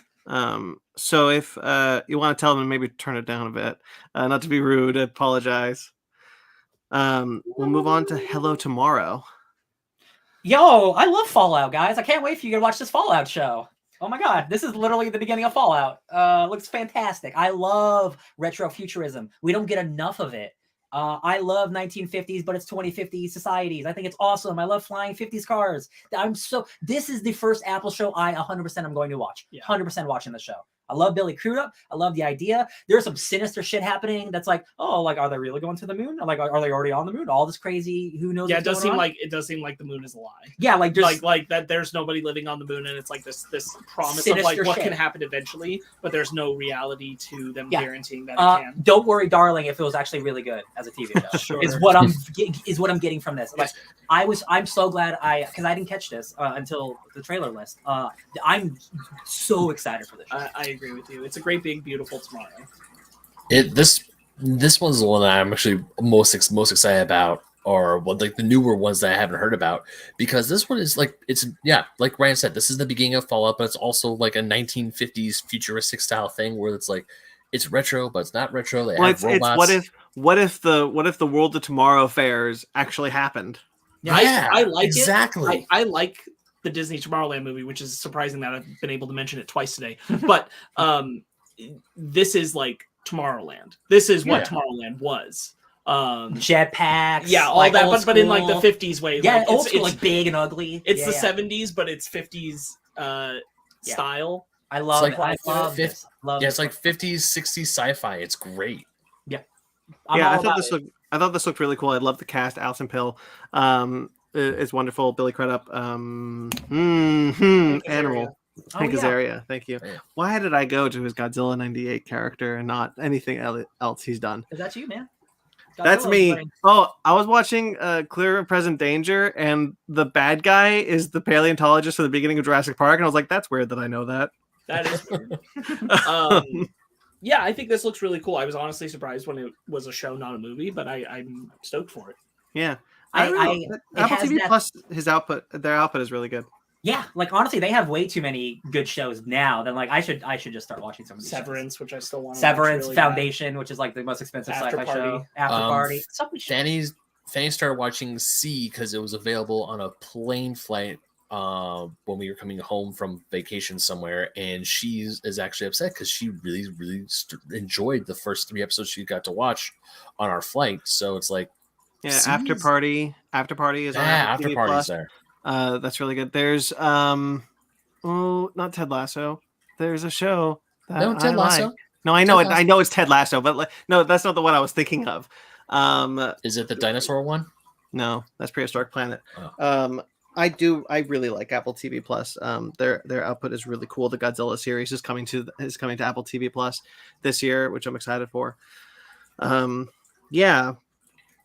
Party's great. I forgot what show that was, but whatever. This looks really cool. I'm really interested in this one. Yeah, for sure. The Mandalorian season 3. Ooh. Okay, so I kind of talked to Brandon about this off air, and I just want to I want to know how you guys are feeling, because I'll be honest with you. Temperature check. Not excited. Okay, so I am. This is gonna sound. I am really excited, but also like if I didn't watch the season, I'd be fine excited. Like that sounds weird. Like the fact that Grogu's already back takes a lot of steam out for me. Like I still am processing that they did that in Boba Fett. Like I told Brandon, I'm like, even if they did that as episode 1 of this season, I would have still said it was too soon to put him and Grogu. Oh no, I together. agree. Yeah, I think here's the thing. I think this is a really good trailer. Like if this, like if you're watching this thing, like like quote unquote subjectively or whatever, like I think this is a cool trailer. I think there's a lot of great shots. I think it looks like it's going to be a really fun season. Yes, there's some cool flying stuff. I'm really happy to see all the Mandalorians. Yeah. The thing that I am honestly most excited about is we're returning to the scientist guy from season 1. I don't remember if he's season 2, but I definitely think they're going to start connecting Snoke stuff and clone stuff with you, because like we see Coruscant, we're going to Coruscant during this time period. So like if we're going to bring Grogu back, we need to capitalize on it instead of just him like, oh, I got my son back and now he's just hanging out with me forever. Like you need to go back to that plot where people were trying to steal him for reasons. So if we're doing that, and we're also doing Mandalorian stuff, I'm more excited for the Grogu stuff. But again, it's weird because I wish we weren't here. I wish I had a full season of Mando being a Mando. I wouldn't even need a full season, because like I wouldn't if you did like half your season, he's without Grogu, and then he's like, "Gee willikers, I really miss Grogu," and then then he goes to find Grogu. Yeah, sure. Ben, I want to get what you think about this one, but I agree with Sparks and Ryan. I'm pretty warm. I mean, I'm warm. I'm not too hot. Because Grogu's back is just. I mean, what I'm mostly excited for is the stuff on Mandalore. I'm excited to hear more about Mandalorian lore. I want to see all the other Mandalorians. I want to see Mandalore. I see what you did there. Yeah, I'm there. This is what I'm mostly excited about for this season. I did recognize the scientist guy. I'm hoping more stuff with him pops up, and obviously, like the trailer shot was Grogu using the Force on this guy. It's like we've seen that before. I'm not too. I mean. You know what? I still say, hold up. Sorry. I still say I will die on the hill that the biggest mistake of the Book of Boba Fett was turning a quarter of it, not 3/4, a quarter of it into Mandalorian season 3 part 1. Yeah. And this is the true Mandalorians, or the prologue to Mandalorian season 3, and this is the true Mandalorian season 3. I will still say that the biggest problem with me is the fact that you have a show about Boba Fett and Boba Fett's not even in a quarter of it. What the hell? So real quickly, Grayson has a comment in here. I was kind of expecting Mando to go a season and a half or 2 seasons without Grogu, then we get more attached to the Mandalore. Here's the thing. I never expected more than a season without Grogu. There's no way Disney would even allow that. And I do wonder if there was maybe some meddling from Disney to bring Grogu back in the Book of Boba Fett. Because it just, to me, that just seems like such a baffling idea to do that. Like, it doesn't compute that was an idea that a human being had. Especially since Grogu is one of the main reasons a lot of Mandalorian merch moves. I mean, it is. To me, the trailer, outside of like introducing a lot of the stuff happening on Mandalore, feels like to me that they're afraid of not retaining the audience or not pleasing the audience. Mm-hmm. And I feel like we're getting a lot of like, we're gonna say this is the way in the trailer, and we're gonna show multiple times the Force, and we're gonna play the hits. And I'm nervous this season is gonna be a lot of we're gonna play the hits. Guess what? You want Order 66? We're seeing it again. Right. Okay. Hold up. I want to say something about that because that people were joking about Dave Filoni is gonna show another Order 66 flashback through someone else's eyes. We've got it a lot in Obi-Wan. We got it in every other freaking thing. And the second we see the Jedi in the Order 66, I'm like, not again. I'm sick and tired of seeing Order 66. I mostly agree. Here's one interesting thing is what's being cut through the door. It's a lightsaber that's cutting through the door. So at least it looks like it. It looks like it. Like I want to bet that it is more than I know not. Where you're going, and I want to too. Like that it's Anakin, right? Yeah, and like I don't think they would get Hayden Christensen just for Obi-Wan. He can film one more scene if he's doing this all around the same time, right? Like, well, I'm sure he's in Ahsoka. As like a Force ghost or something. I thought that was the same flashback scene. They just used the same footage from Boba Fett because it looks like it. It's the same Jedi. It's the only difference is that we don't see the clones. But it does look like the same footage. So I don't know if I want to hang my hat on the Anakin burst through the door, and I think it's just going to be some clones. I don't think it's the same. It's definitely not the same with the door setup, but I know what you're saying. But I think like going back to like the initial point of it, that it just my thing when I saw it, and it is a little bit like, let's be honest, it is a little bit coming off of Andor, but I was like, wow, this really like not only does this look new, this doesn't look new for the Mandalorian. This looks like I'm going to see a lot of what I've seen more and a little bit more. I'm going to see some new, but a lot of like, we're going to like do all the things we know you like. And I'm like, whew, boy, is that not what I am here for? I'll tell you now, what, guys. It's not going to be a big part of the show, and I know it, but I love a little freak. And I saw some Babu Fricks in this. I saw some hey guys. And if we're going to get at least 5 minutes with not just one Babu, but 2 Babus, I'll watch that episode and I'll enjoy it. I will enjoy it. That's the thing is I'm going to watch it, but I'm just like, it didn't get me as excited as I thought. Listen, nothing is going to be Andor ever again, except for Andor. The thing is, like, I like the first season of The Mandalorian a lot. I still think that's a really good season. The second season, I like the part. I always say that I like the parts more than the wholes because I think every individual episode is a good episode and it's fun and it's engaging, but it doesn't come together the way that it should. I don't know how I feel about this one, but I really have no reason to not think this season won't be just a good time. It's just, I think perhaps for me, this is just me. I'm not saying for the show, for anyone else. This is just me. I think for me, I am feeling Star Wars fatigue because we had 3 shows in a row, 4 shows, 3 shows. Mandalorian didn't come out last year. Book of Boba Fett did, and then Obi-Wan Kenobi, and then Andor, and that's it, right? Tales of the Jedi. Sure, you want to put in Tales of the Jedi and Bad Batch in this one. Like, I'm feeling a little Star Wars fatigue. 3 live action shows came out, and only one of them was great.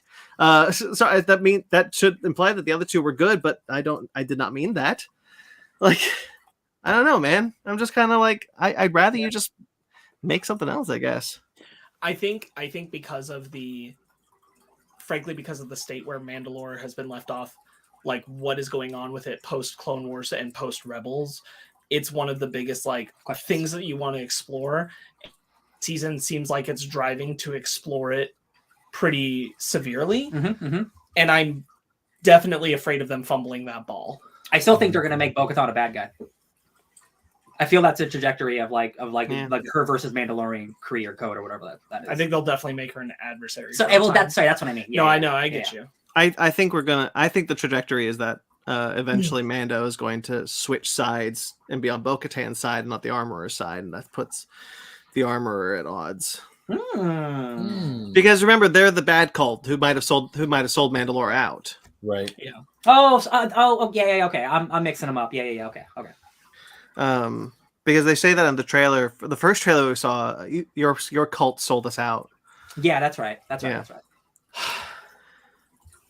Invincible season 2 had a little fun thing. Yeah, not really a trailer, but kind of. But it was nice to see, and I think the animation is really good. I think it's very clever.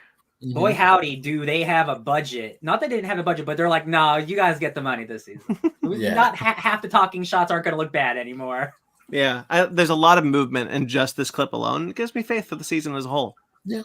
I just like how it's like when, and then they're like 2023 late. I just love how cheeky it all was, really. More or less. I'm hoping we don't get those dead human eyes anymore. This looked. I really hope this isn't just like a demo. Like here's 1 minute we'll put out. Like I hope this is what the show looks like, because if it is, like, this is a substantial improvement from season 1. It is. And if it's able to be consistent like that the entire way through, and that first season was a smash hit, so like there's no reason it can't have the budget.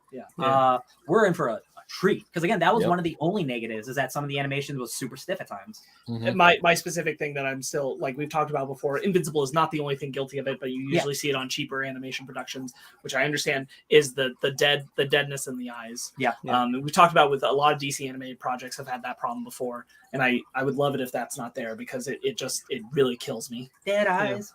When the performers and everything else about the show is hitting at a 10, I'm like, man, I do wish that the eyes looked a little alive. Yes, I forgot to mention one other thing I started watching that came out this week: Legends of Vox Machina season 2. Woo! Another Amazon Studios animation production. Animation's great, so they're putting the money behind it in this one. They're probably gonna put even more behind Invincible. Did you guys see them doing the comparison, because they do it in stages for a part of the trailer, the animation, like what they're doing, and they were like, boy, they really highlighted the moment where it goes from like what it was before to the animated movie effect, where it's the same but it has a shadow now. And I was like, damn, yeah, that's true. You got that movie shade. I think Bob's Burgers. I think it's a really clever little teaser. Looks a lot of fun. It's fun to just see Seth Rogen and Stephen Yeun just kind of have it back and forth. The dialogue. Yeah, it's cute. Smart. It's cute for sure. Did you ever find Earth? No, and I feel really bad about it. Yeah, it's like, they're fine. They have said you never found it. No, I think about them a lot though. Hope they're okay. I'm the fact that like we're getting a season 2, but like that is such a long running comic. Like this show can run for 10 seasons. Like it could run for as long as it really wants to. And I'm like, man, like that's an exciting future. Like, yes, Invincible. That was great. All right, and finally, Screevy. squeak, squeak. Did you hear the Friday the 13th thing at the end? That was cute. Scream I think 6. I think this looks awesome. Yeah. I am so excited for this. I did not realize how much a change of scenery would extrapolate my excitement. And the fact that it's like during Halloween and like the Stab movies are so successful now. There's like a Broadway musical that's happening at the time they're in New York City. So there's a bunch of people in ghost face masks. That is horrifying and terrifying. And the action still looks as crisp and violent as the other entries. Kirby's back, so like I'm doubly excited. God bless you, Hayden Panettiere. I am so looks good. This looks like an absolute win, 100%. This is everything I wanted new Scream to be. I like Scream 5.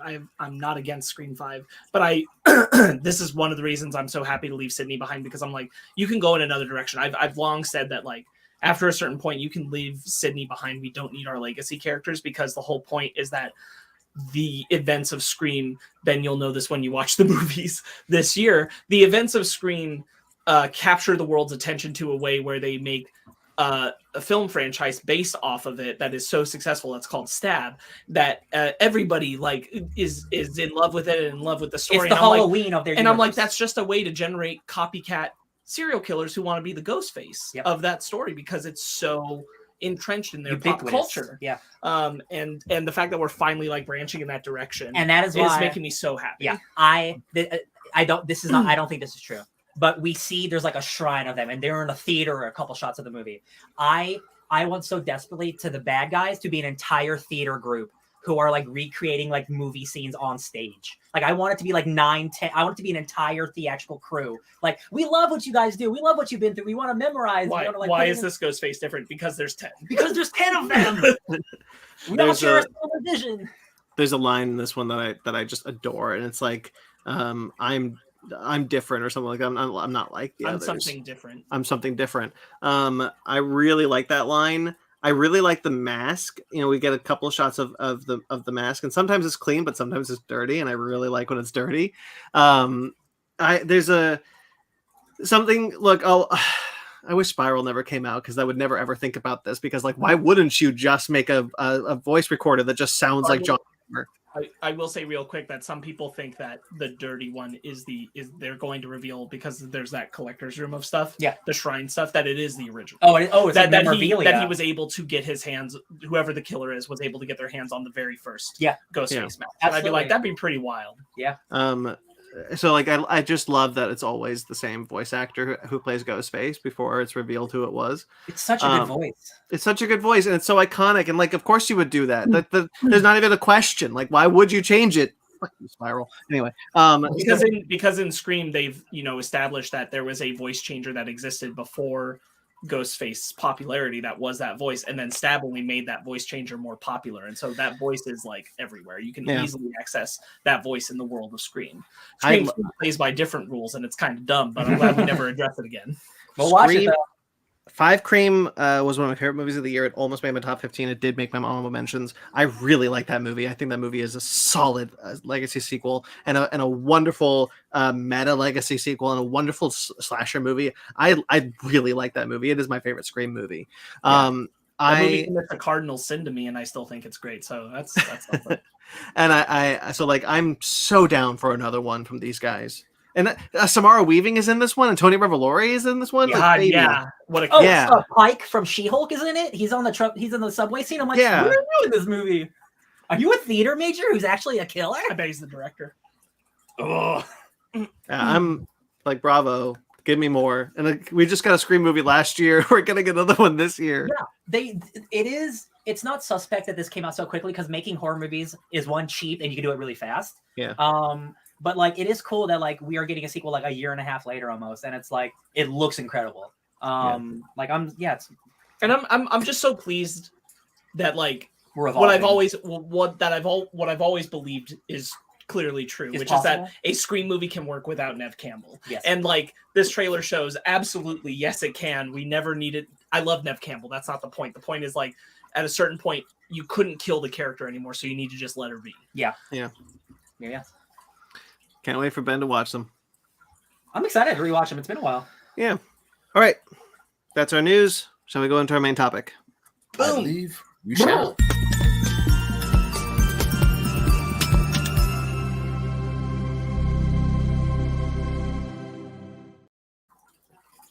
All right, guys, so we're going to be looking at the releases of the next year, what we're excited about, what we're disappointed in. I didn't write anything about that, so probably not. I just wrote the ones I'm excited for. I wrote the ones I'm also really excited for. No negativity here. So there you go. We're going to be talking about the 2023 season. What's it going to look like, guys? What are we excited for? What are we going to talk about? Who knows? Because we all have our own lists this time. We're not going to read out a long list. We all have our own, and we're gonna discuss them. I'm sure there will be some overlap, but like I'm sure everything that we're all going to talk about is going to be all great. I'm sure because we only pick good things on this podcast. I agree. Most of the time. So what do our lists look like? Because I think we had. Does anybody have anything before January 27th? I didn't do it by release date. No, I'm just asking. That's just what I. No, that's literally this week. That's next week. Okay.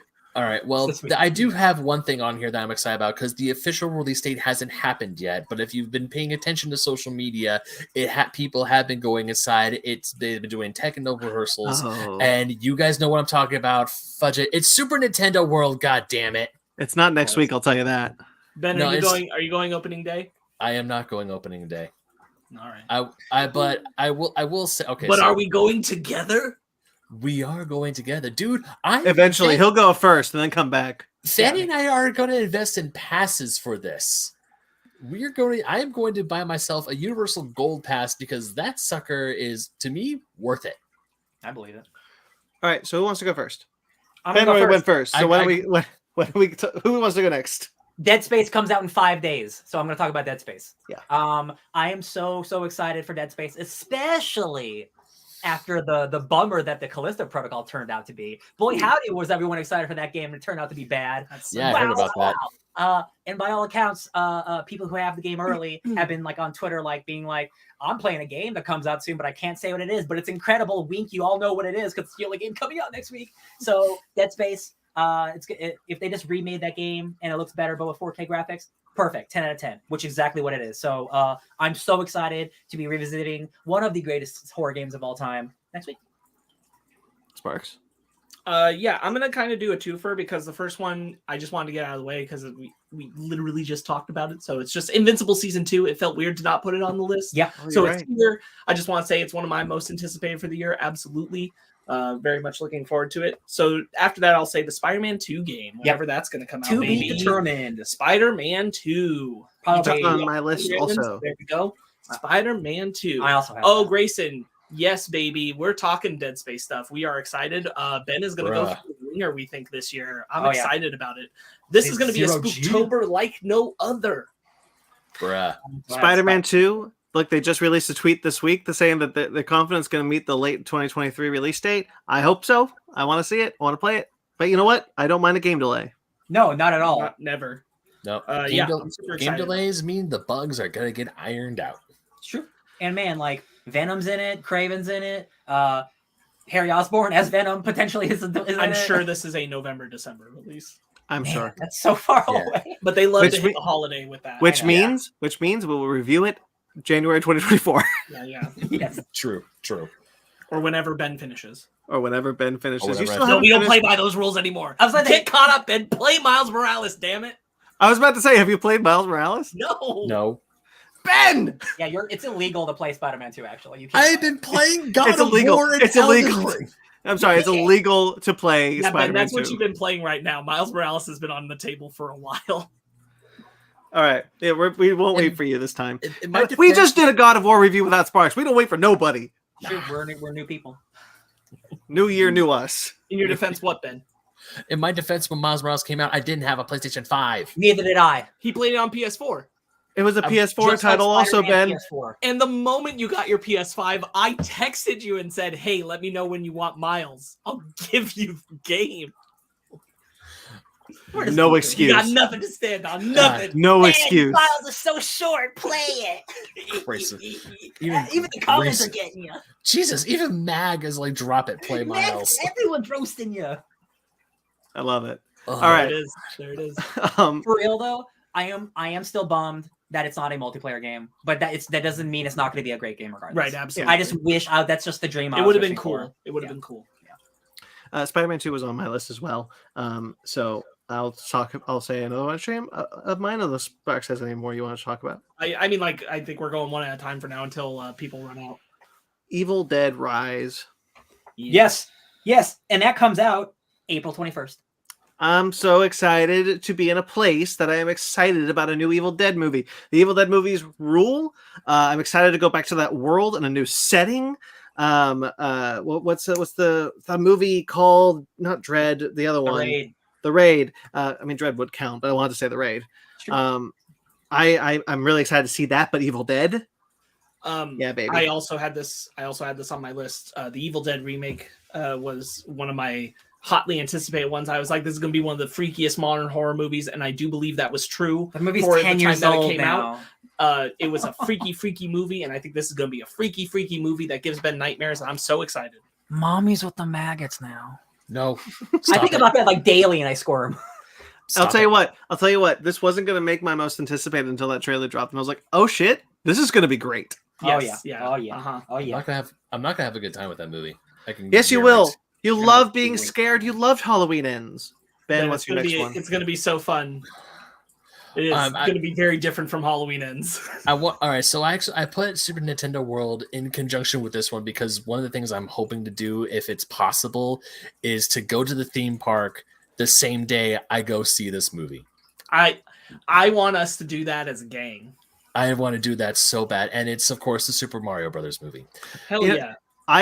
Okay, my brain's not really going at 100%, obviously, but like, I thought you meant Evil Dead Rise. I was like, why would you want to go to Super Nintendo World after Evil Dead Rise? No. To get rid of the vibe. No, bad vibes. for the Super Mario Brothers movie. Yeah. Super Mario Brothers movie. Just watching the trailers, not constantly watching videos, but every time I see the trailer, or every time I see something, I can tell Illumination decided they dove headfirst into the world of Super Mario, and they are not just taking one game; they are doing a whole plethora of references, of homages. I mean, even that second trailer, we got the Tanuki suit, we got Rainbow Road, we have all these things that are known to Super Mario Brothers games, and this movie just looks like a fun time. It looks like a great time. Spark said before, I completely agree with him. This is probably why Sonic should have been animated from the get-go. But the fact that we get a great Sonic movie in Sonic the Hedgehog 2, and we have the possibility of getting a great Super Mario movie in Illumination, and the fact that people who have gone to California's Super Nintendo World have said that it truly makes you feel like you have stepped inside a video game. If they did not nail that, then I felt like Nintendo World, it would have worked, but it wouldn't have worked as well. Mm-hmm. And the fact that people have been saying nothing but amazing things about going to Super Nintendo World in California and how good this movie looks, it's going to be a great time for Mario fans. And there's more Nintendo Directs down the road, so hopefully we'll get even more Mario stuff down the line with some new releases of games.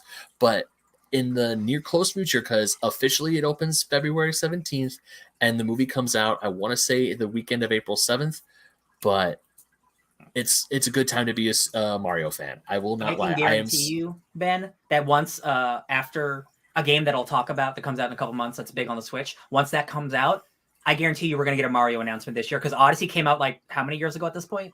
Oh, no, it came out the same year as the Switch came out. So Breath of the Wild came out first. 5 years, 6 years ago? 5, 6. Yeah. Yeah, so we're getting a Mario Oh, announcement this year. Oh, yeah. Oh, God, yeah. That's probably going to be saved for the summer announcement. Summer. Yeah. Mm-hmm. I just want to put this on record.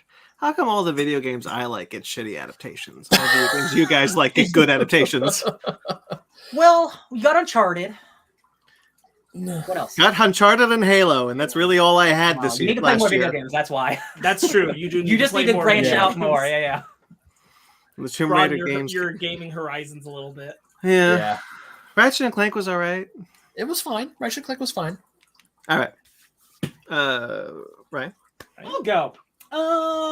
This is no surprise. This comes out in about less than a month. Ant-Man 3, Quantum Ant-Man Mania. That's Okay, on my list. This is on my list. I put all the MCU stuff under one bulletin, so maybe we can hit all the MCU stuff in one. I only if y'all put are Ant-Man comfortable. because I forgot what else Okay, was coming out. cool. I didn't So, put Ant-Man, but I put Guardians of the Galaxy.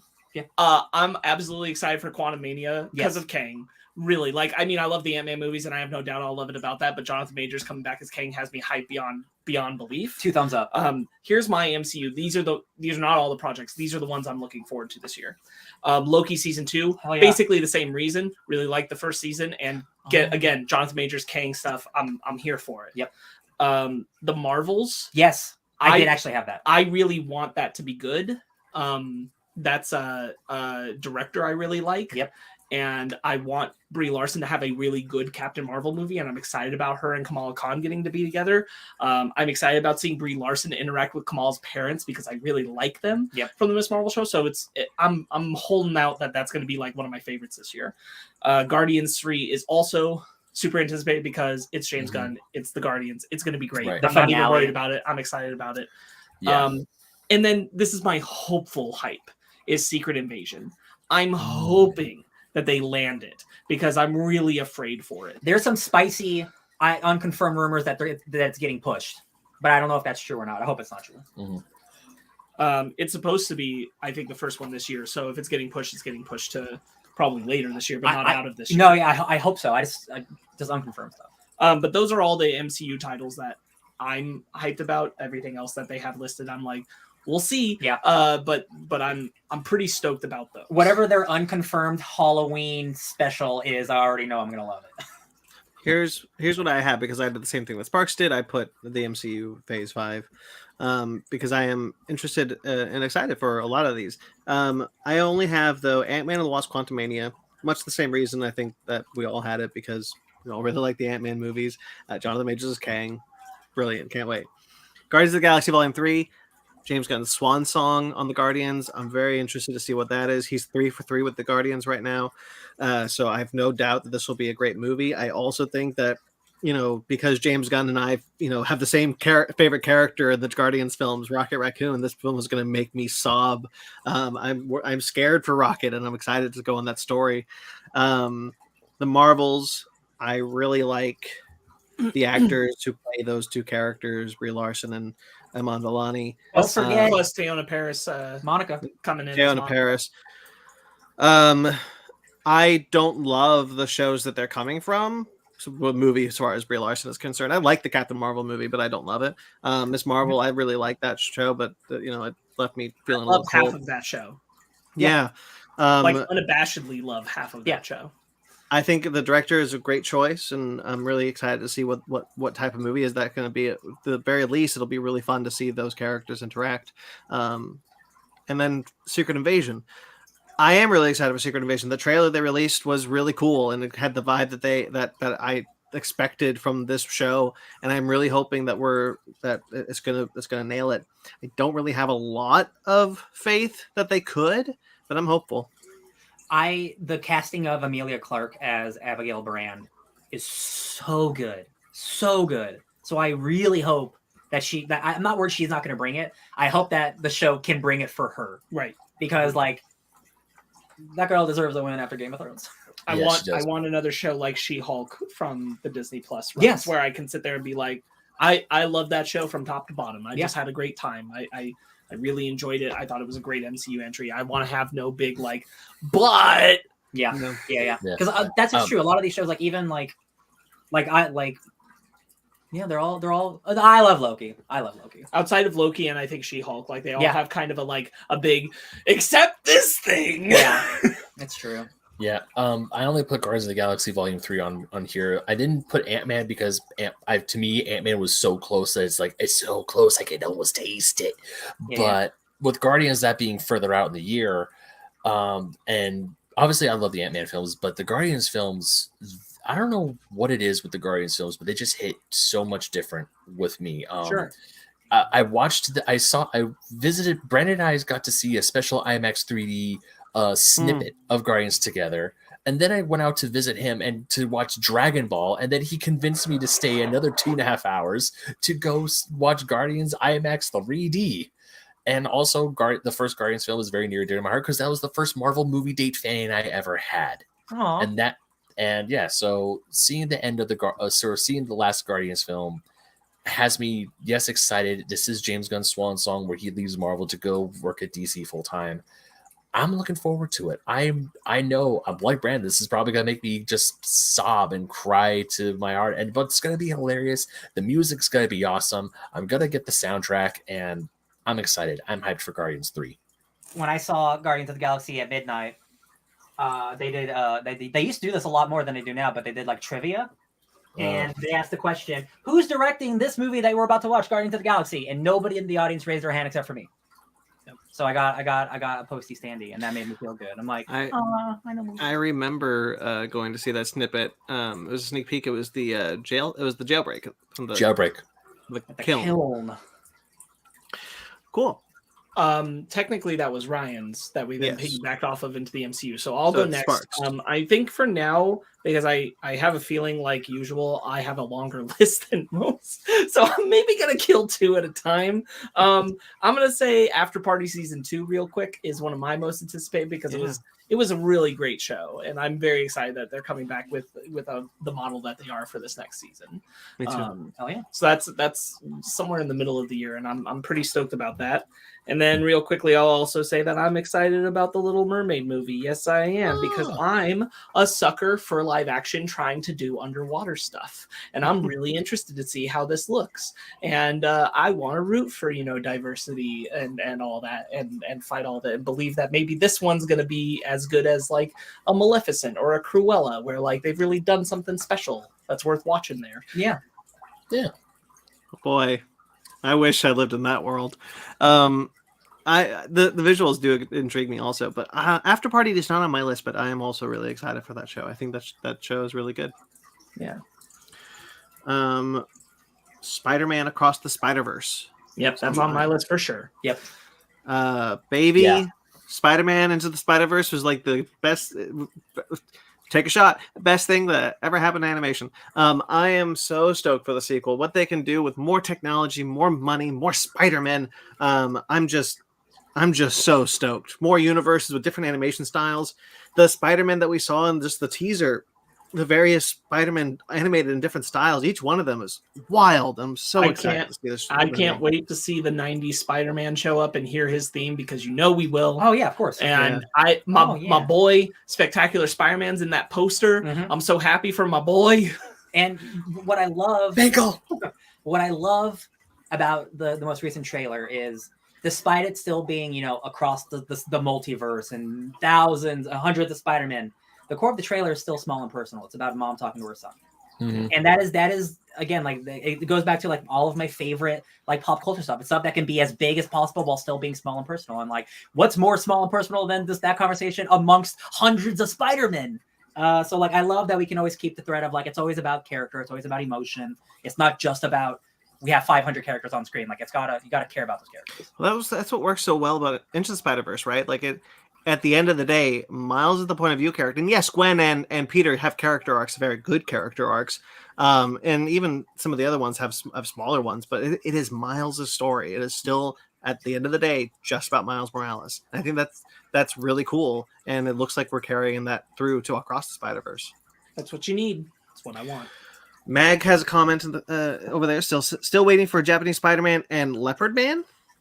I'm pretty sure Lord Miller said that Japanese Spider-Man is in this when they started production. I don't know if it's true. I want to say that's true. I want to say that was a Twitter thing. I don't think so. I hope it's true. I gotta tell you guys, like, I think what I'm excited about is that I'm seeing so many more people excited about the like weird Spider-Man that can appear, or the animated Spider-Man that can appear, rather than being like a lot of conversation about, but Tom Holland and Tobey Maguire and Andrew Garfield are going to be here. Yeah, and like answers. That's not important here. That's not what it's about here. It's about the cool stuff. Yeah. And I'm really happy about that. I'm really happy that it's not just about give us our MCU Spider-Man. Listen, if I see a Dr. Octopus superior Spider-Man from the comics, it's not like I'm already gonna not lose my mind, but I will doubly lose my mind, because I'm like, man, you're literally getting all of them. All right, Ben. You know what? I'm just jumping between which ones I want to talk about first. Yeah, I'll talk about that one. A movie that it's probably not on the rest of it might be on Brandon's list, but I'm really hyped for Dungeons and Dragons: Honor Among Thieves. Dude, do you not know who I am, Ben Magnet? What is going on here? Of course I'm excited for that movie. All right. Was it on your list? No. Okay. It is. It is not on my list, and I actually don't know why it's not on my list because I'm very, very excited for I that just movie. forgot because I didn't see. Oh it. no, there's like so many other things that are coming up, but yeah, I'm stupidly excited for Dungeons and Dragons on Thieves. I mean, we only have the one trailer, but just from the trailer alone, this looks great. This truly looks like a really good Dungeons and Dragons property, and we didn't talk about it in the news, but Wizards of the Coast and Hasbro, both of them. Oh my god! Yeah, all that crap with the OGL thing, and now that I'm playing Dungeons and Dragons, I'm in a D&D podcast, and it's like, yeah, seriously, links down below for D&D. Go listen to it. Yeah, Dungeons and Dragons, the D&D community needs a really big win right now. And hopefully this movie is something that we could at least go, yeah, that was a good time. That was fun. And I'm excited for it. It looks, Brandon sent me how the pops are going to look like for the upcoming pop finals. They look great. God, and they have a chunky dragon. I want they it. They do have a chunky dragon. And I mean, hell, even myself, I was gifted a Dungeon Master's Guide and a Monster Manual. I'm ready to dive fully into Dungeons and Dragons, even more than I already am. So I'm ready. I'm excited. And also Chris Pine playing the lute. I think it's going to be stupid hilarious. Right. Oh, Sparks? You had something to say, though. Yeah, for me, the most important thing about it is that it's the game night team. It's the game night team. Yeah, that's the thing that makes me go, like everything else about it, sure, but like the game night team is what makes me go, oh, it's gonna be a good movie. Yeah. Oh yeah. It's gonna be. I told you guys I saw Game Night on the plane on London, right? No. Oh. Yeah, I could have swore I did. Yeah. No. You didn't tell me? No, I watched Game Night on my plane flight, but the problem was it was censored. Oh no. Oh no. That's So a rated R movie. Yes, and I need to watch the original cut. But I will say this though, I love that movie. That movie is fantastic. Listen, 2 for 1 Frito-Lay. How does that work? How does that work for Frito-Lay? I just Oh no, he died. Oh no. God, it's so good. I'm so excited for it because of game night. Then you gotta watch. We'll make that happen. You gotta properly watch Game Night. Properly. Yeah, we'll properly watch Game Night. But yeah, I absolutely love the Game Night movie. I'm super excited for Dungeons & Dragons Are Among Thieves. It just makes me happy that we're getting another jab at Dungeons & Dragons, and D&D is becoming more and more. Some people say, no, it's becoming mainstream is a bad thing. I think it's a good thing. Because now people can say, I love Dungeons & Dragons, and more people are like, hey, that's fun. Or it's like, or they'll just like go into the game. It's not all about numbers and a bunch of dice. It's like the stories you create. It's the friends you make along the way. Don't be a gatekeeper. Let everyone enjoy everything. Exactly. They want. I also highly doubt that this movie is going to move a bunch of people to playing Dungeons and Dragons. I do think there will be some, but I don't think it's going to be massive numbers. Complicated. Yeah, I don't think millions of people are going to start playing. No, I don't think so either. But you know what? At least Dungeons and Dragons is now seen in a better light now than it was 15, 20 years ago. Truly, how many people would be interested in going to the tabletop game is going to depend on if they are in fact going to show the players around the table in this movie or not. Yeah. Which we suspect, but don't know. I believe it. I believe that's going to be true. Yeah. But I don't know if I would, because if this is just a fantasy movie without showing that part, I don't think that's going to get the barrier to flock. entry. That's not going to get a lot of people to flock to wanting to do it. But if you show the people sitting around the table in the movie, that might. How awesome would it be? I'm not even sure if I want that, but I also do. Like, it's weird. No, I really want that. I want it to cut from action pieces of like Chris Pine rolling a D20, and Michelle Rodriguez just like laughing her ass off on him rolling a nat 1 or something. That's exactly like what I want is like the movie. Let's say the movie's 2 hours long. I want the entire first hour to be nothing but fantasy, and then something bad happens, and you see Chris Pine drop over. He rolls a 1, and it cuts to the real world. They're all slobs. They're playing in a basement, and it's like, what was that, bro? Like if they do that hard cut, like From Dusk Till Dawn, but except it's vampires, it's just real people playing games. That will be wild. Because again, the game night people it's this them kind of doing what they've done before in a different way, but like if it ain't broke, don't fix it. Well, because Game Night has this mechanic, has this really great shot where it will zoom into the world and it'll look like a board game as they get closer. It's a specific lens that they use that makes it look like a board game, which is really impressive. And so they angle it so it looks that way. And I'm sure if we're seeing the table, then we're also going to see shots of the landscape that make it look like you're looking down on the map. Oh yeah, playing on the tabletop. And I'm so excited for that. The thing is, no matter what, real quickly, Ben, no matter what, if they do what you're talking about, or if they don't, I feel like I'm still gonna love this movie. Oh yeah. Like I'm just like no matter what, I think it looks like a really great movie. I mean, even if it does just turn into a straight fantasy film, that's fine. But I really do hope they throw it in the table at the same time. Either way, we win, because either way we'll get a really funny comedy, or we get a $150 million big budget Dungeons and Dragons movie. So either way, we win, right? Yeah. My turn. I'm gonna do a 2-for-1 because both of these come out on the same day, and they're both the 4th installment of their franchises. So Resident Evil 4 and John Wick 4 both come out on March 24th. And boy, howdy, are those two things I'm excited about, one more than the other. Resident Evil 4. Resident Evil is in a great spot. The last couple games have been great. The remakes have been incredible. 7 and 8 are well loved, well received, all that nonsense. But Resident Evil 4 is the crown jewel of that franchise. It still is. That original game from 2004. Oh my God, almost 20 years ago. It's still one of the greatest games of all time. You can still play that game right now, and it's perfect. But the fact that we're getting a, like a Dead Space full-on remake, remaster, and they're redoing stuff, like adding stuff to it, like, I'm so excited. Like the greatest horror game of all time is coming out again, the better. We're getting that with Dead Space and Resident Evil. I can't believe it. And then John Wick 4, that's just a good action movie. I don't expect it to wow me, but I hope it's just a good action movie.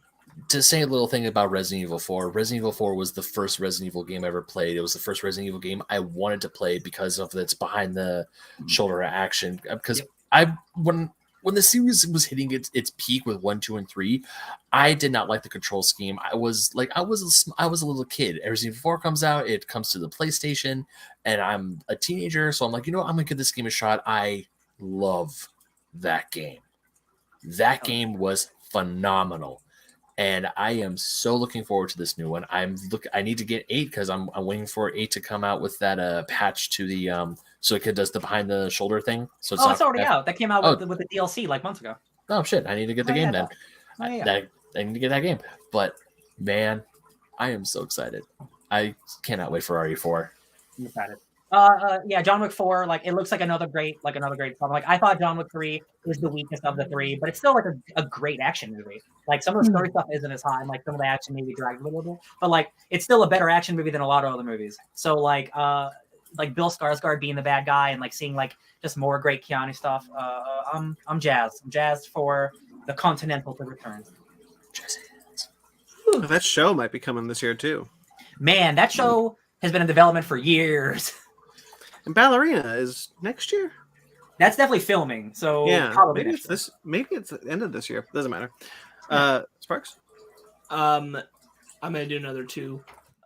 Season, A Letter to the Future. That looks like a cool game. It's a indie game right up my alley. One I'm really anticipating. It's coming out very soon. I'm very hopeful for it. That it's going to be a good time. One of my things I want to do this year is play more of the indies that I know I'm appealed to, and this is one of them. So I'm really, really looking forward to that. The next one I'm going to mention is I'm looking forward to the Wasp comic by Al Ewing. Yeah. That's here on my list. I'm really excited about that, and I know my wife is too, so I want to pick it up. That's great. You should, since you have Marvel Unlimited, you should read the Ant-Man series that Al Ewing also did, because it's a joint series basically. Yeah. I'm going to name a couple of comics that I definitely have catching up to do, but that doesn't change the fact that I'm excited about these comics. Yeah. So I have one comic and it's coming out soon. It's The Sins of Sinister, but like that's the only comic I have. Well, Ryan, that's next on my list. There it is. The Sins of Sinister. I'm frankly catching up on X-Men. Do read it. I know it's coming out like next week. It's starting next week, but I'm still going to read it this year. I'm very stoked for it. I love Sinister. I love what Krakoa has been doing with Sinister. All the little teases and all the little future looks of a horrible future that he could do with chimeras. I'm very excited to see that story unfold. I will piggyback off that and say that Fall of X is on my list. That's right. Just the general beginning of the Fall of X. And that's mostly there because I intend to catch up for that. So I'm going to be catching up on my X-Men comics because I want to be in the moment. I've missed being in the moment. So that's one of those things. I'm excited about that. Love it. Ryan, Sins of Sinister is on your list as well. Do you want to talk about it? I'm just like what Sinister's been doing. Like since Mr. Sinister, he came up in the 80s and he wasn't as nearly as like flamboyant and silly and goofy as like, because that's a Kieran Gillen invention that Jonathan Hickman really focused on. But like for the last 20 years, Sinister has just been like just the most fun villain, and it's not generally something you could say like, you know, like villains they do bad things and they murder, but like Sinister, he's just a disgusting like gene man who just wants to make like the ultimate human. He's the worst geneticist, like what's the word? Eugenics. He's like a eugenics man. It's just so gross. But the fact that it's like he's just so obsessed with the Summers, and like he made Cable to fight Apocalypse. Like he has this like 100-year history. I just like he finally won. This is a story where it took him decades, but he finally won, and like it's coming to pass. And like again, like you're catching up on Immortal, so like the stuff like that is directly leading into it is like just the coolest, spiciest stuff. Sinister is such a fun character. I firmly believe that he will probably be the first big villain that the X-Men fight in the movies, because they've done everyone else. If you want to do somebody original and new, that will have like huge stakes with all the characters personally, it's Mr. Sinister. He's the moment. Who plays him? You haven't watched, but you know who he is. His name's Reese Ifans. He was the Lizard in the Amazing Spider-Man movies. He basically plays Mr. Sinister in House of the Dragon. But he's too old. He's 20 years too old. But he has the perfect, he has a perfect like dry wit. That like if like you amplified it, I think he'd be perfect. So it'd be Reese Ifans. All right, Ben. What's your next one? My next one is a little different. As you guys know, this past October specifically, I've gotten back into trading card games, specifically Pokemon. And there's a game that's coming that was announced last year. It's coming out officially this year in August, as a matter of fact, that I'm actually really excited for. And that is Disney's Lorcana, which is a trading card game based off of Disney characters that's being published by Ravensburger, the same company that publishes the Villainous games. And the fact that Disney hasn't done like an honest to goodness trading card game at all, and this is the first one as far like the first major, like the one that Disney is putting real money behind, I'm actually kind of shocked. And I would love to. I cannot wait to play this. We saw the art from D23. The card art looks great. People have been saying that this is Disney's answer to Magic the Gathering. I'm excited for this. They announced what the starter sets are going to look like. They announced what the first set is going to be called Chapter 1. I'm looking forward to this. I'm looking forward to play Disney card games. Yeah, I forgot what they look like. Yeah, these cards look incredible. Yeah, these are awesome looking cards. Yeah. I will say I really like the art. I await hearing how it plays, because Ravensburger and Disney throw a lot of games out there, and they are hits and there are misses, and I will wait to see if this is a hit or a miss. Definitely, you were 100% right on. Oh, sorry, right. But yeah, Sparks is definitely right, because I went if you go to Barnes & Noble or even to the board game section of your local Target or Walmart, there's a lot of Disney board games there. Like there's the Haunted Mansion board game, the Big Thunder Mountain board game, the Space Mountain board game. There's a bunch of stuff out there. And Villainous is really, of course, it's really good. I want to say that's one of their biggest hits when it comes to Disney board games. Oh, it's absolutely Villainous landed huge for them. Yeah, it did. I went to the store and I saw the new Clue with Chef White. Sexy Clue. Oh baby. Oh my stars. No, but that's why I'm like, they've put out a lot, and I know some things have not been received as well as others. So we'll see. Judging from all the cards, this definitely looks like it's Magic the Gathering. Yeah. It's Disney. It's Disney. It's Disney-fied version of Magic the Gathering, which I'm not upset about. I'm just looking back. I'm looking forward to get back into card games again. The Lord of the Rings set is coming out later this year. I'm building a deck for Pokemon. I'm having fun playing Pokemon. Doctor Who set too. Ben, there's one card game that you really should be playing, and you haven't, and it makes me sad. And it's called Disney's Marvel Snap. Come on, Ben.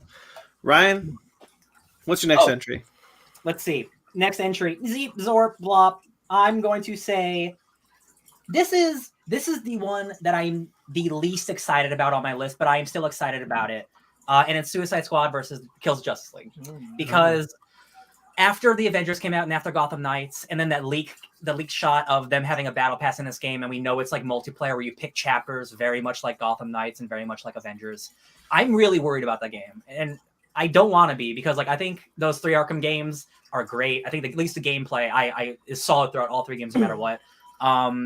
They've been working on this game for like 7 years. And I just don't know if everything I've seen is going to make that worth it. Because generally when things like this happen and games take this long to come out, look at Skull and Bones, like it's got delayed for the 6th time.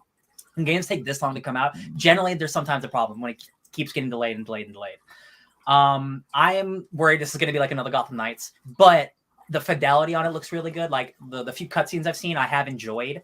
I'm sure the gameplay will be good, but like I just don't know if I want it to be a mission-based multiplayer thing. Yeah, the live service aspect has generated fear. Yeah, and like I was really hoping to just like, cool, I'm gonna play this game where I can play as the Suicide Squad and kill Justice League. But like the fact that it's like the Avengers, I'm like, oh.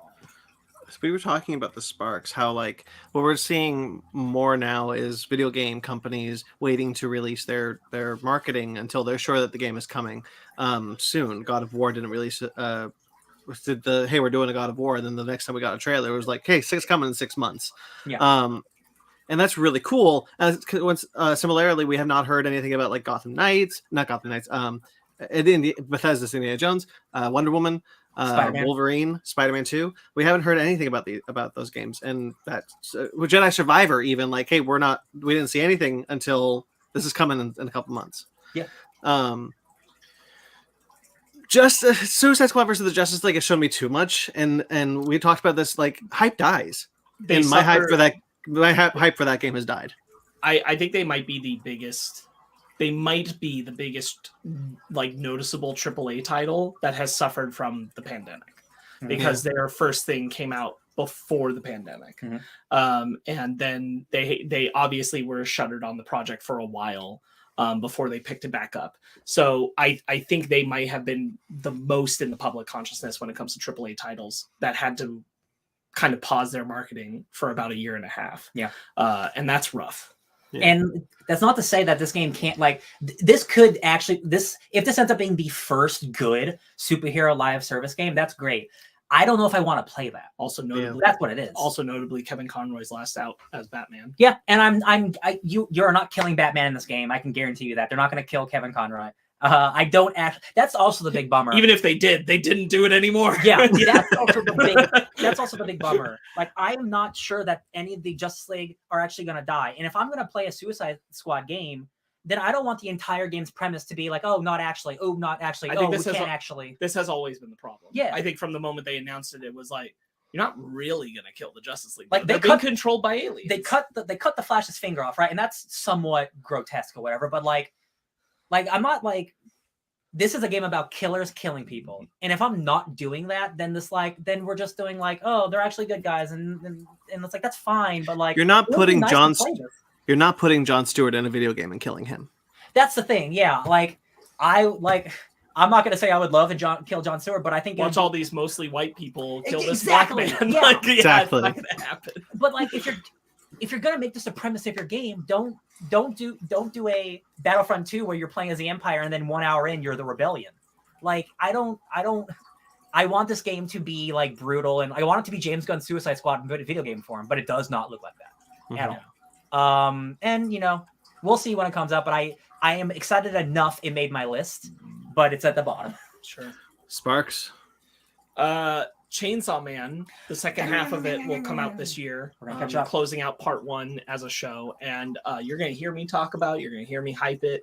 I really love that manga. I'm excited to see what that show looks like when it's all finally said and done. Again, doing another 2. So the next one I'll say is Ahsoka, because Ahsoka's coming out this year.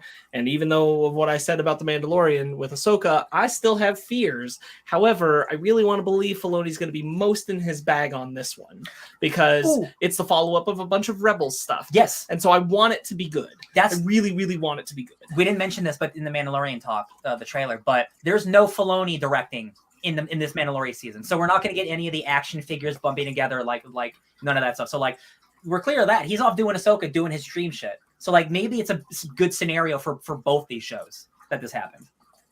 I don't think it's fair to blame Filoni for that, because I think Favreau is the one who does mostly the action figures bumping up against each other. Oh, is that true? Yeah, I think so. Filoni, because usually when Filoni didn't comes he on, direct the Luke episode? in Boba Fett? Yeah. I don't know. Let me check. I honestly don't remember. Because he directed the Ahsoka episode of Mandalorian season 2, Oh, okay. which is Oh, pretty maybe good. Favreau's the one I have a problem with, and he's doing all of Mandalorian. Favreau is usually more of the what you're describing. Oh, then maybe season 3 is gonna suck. Oh no, because it's less Filoni this season. Oh no. Okay, so let me see what he did. So Book of Boba Fett, he directed.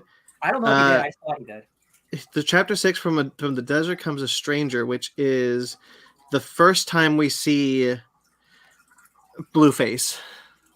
Yeah, Cad Bane. Yeah, Cad Bane. he directed that one, which is not the action heavy one. That's just the one where Luke and Ahsoka are talking. Yeah, okay. But it's the episode after. But he directed the Ahsoka episode, though, is what I'm saying.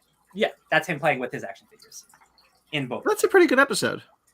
The best episode of that show is not about Boba Fett. I agree. No, I'm talking about Mandalorian. It was the Ahsoka episode.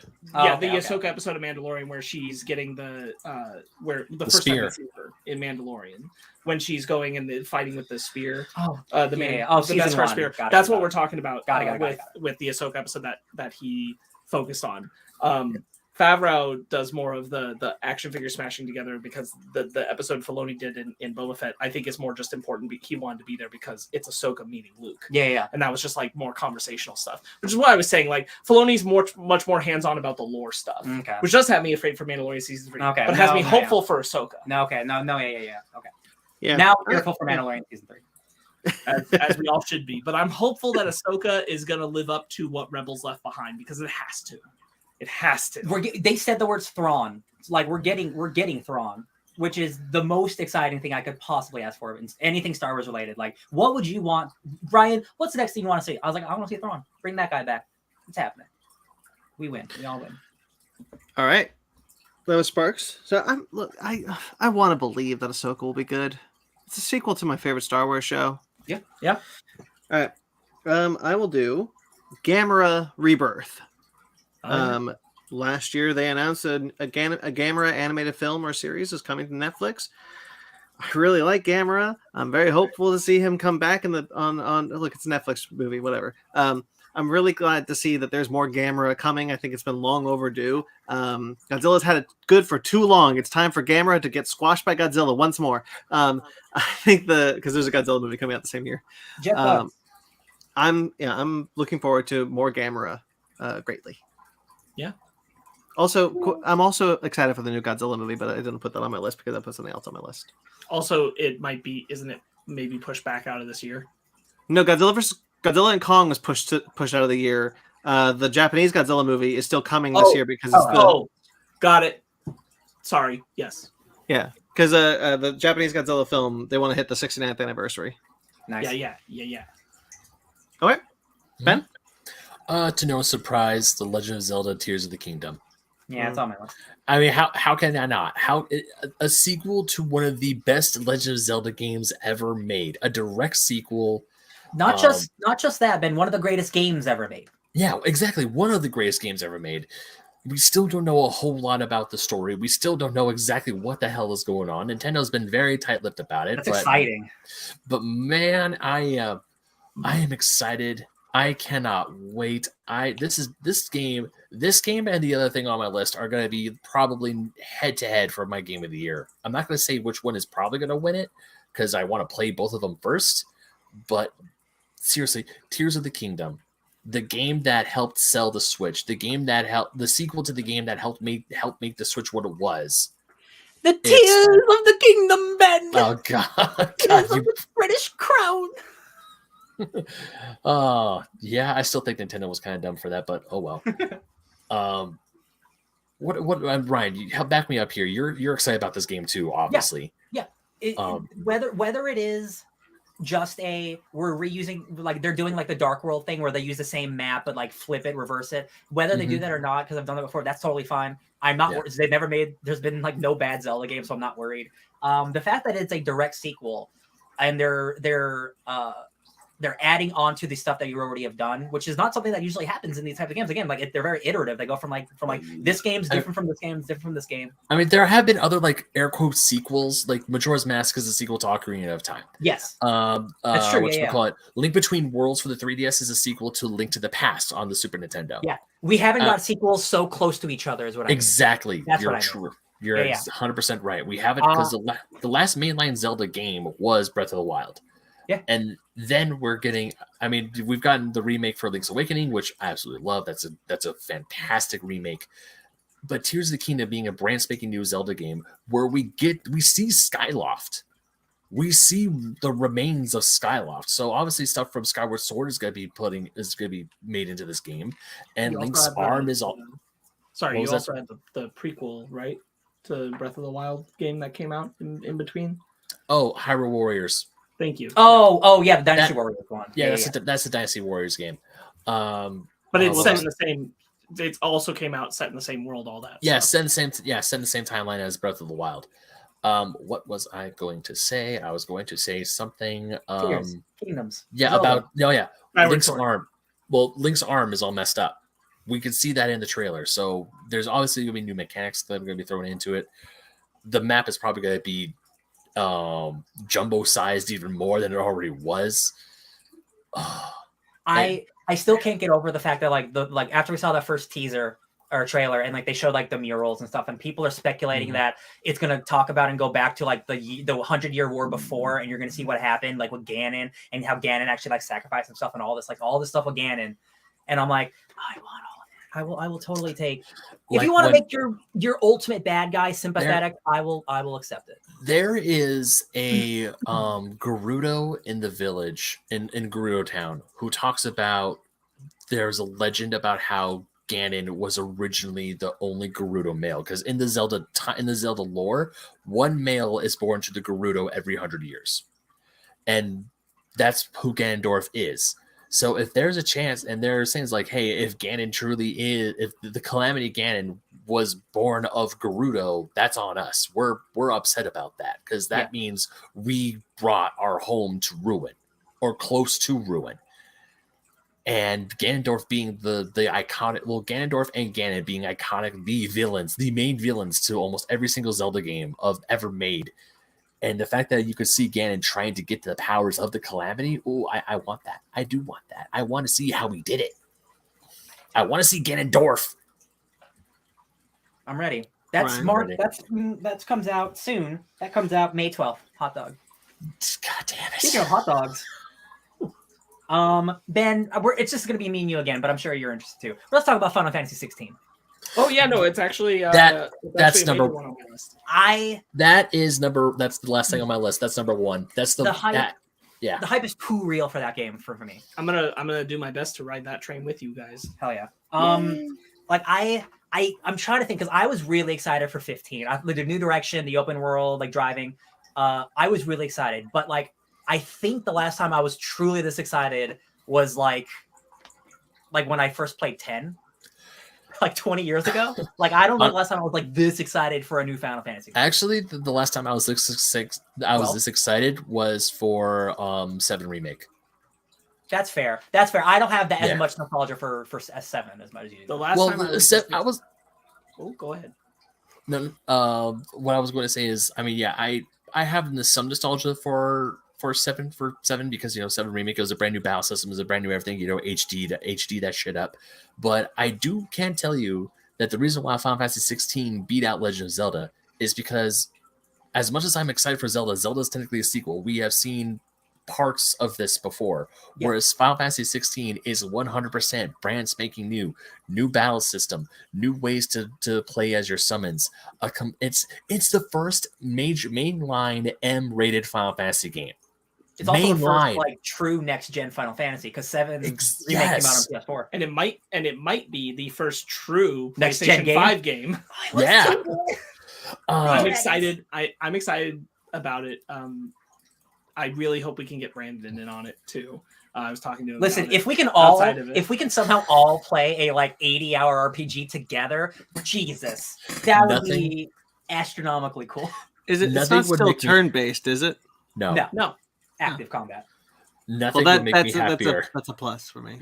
Nothing would make me happier than to get Brandon into Final Fantasy because of Final Fantasy 16. Video game book club. Yeah, video game book club. Yeah, just everything that has come out about 16. Just like the way you could the story about how you have a protector who was wronged and his prince died in front of him and he was going on a quest for revenge. You got the complex political system of this grand fantasy world. You have these ginormous malignant monsters, and you have the summons inhibit in like essentially turning into I don't know a good analogy for this except for when Naruto makes peace with the Nine-Tails Fox spirit and them using their powers together to become this badass mofo. Actually, what happens is Kaiju number 8 happens. No, Kaiju number 8. There you go.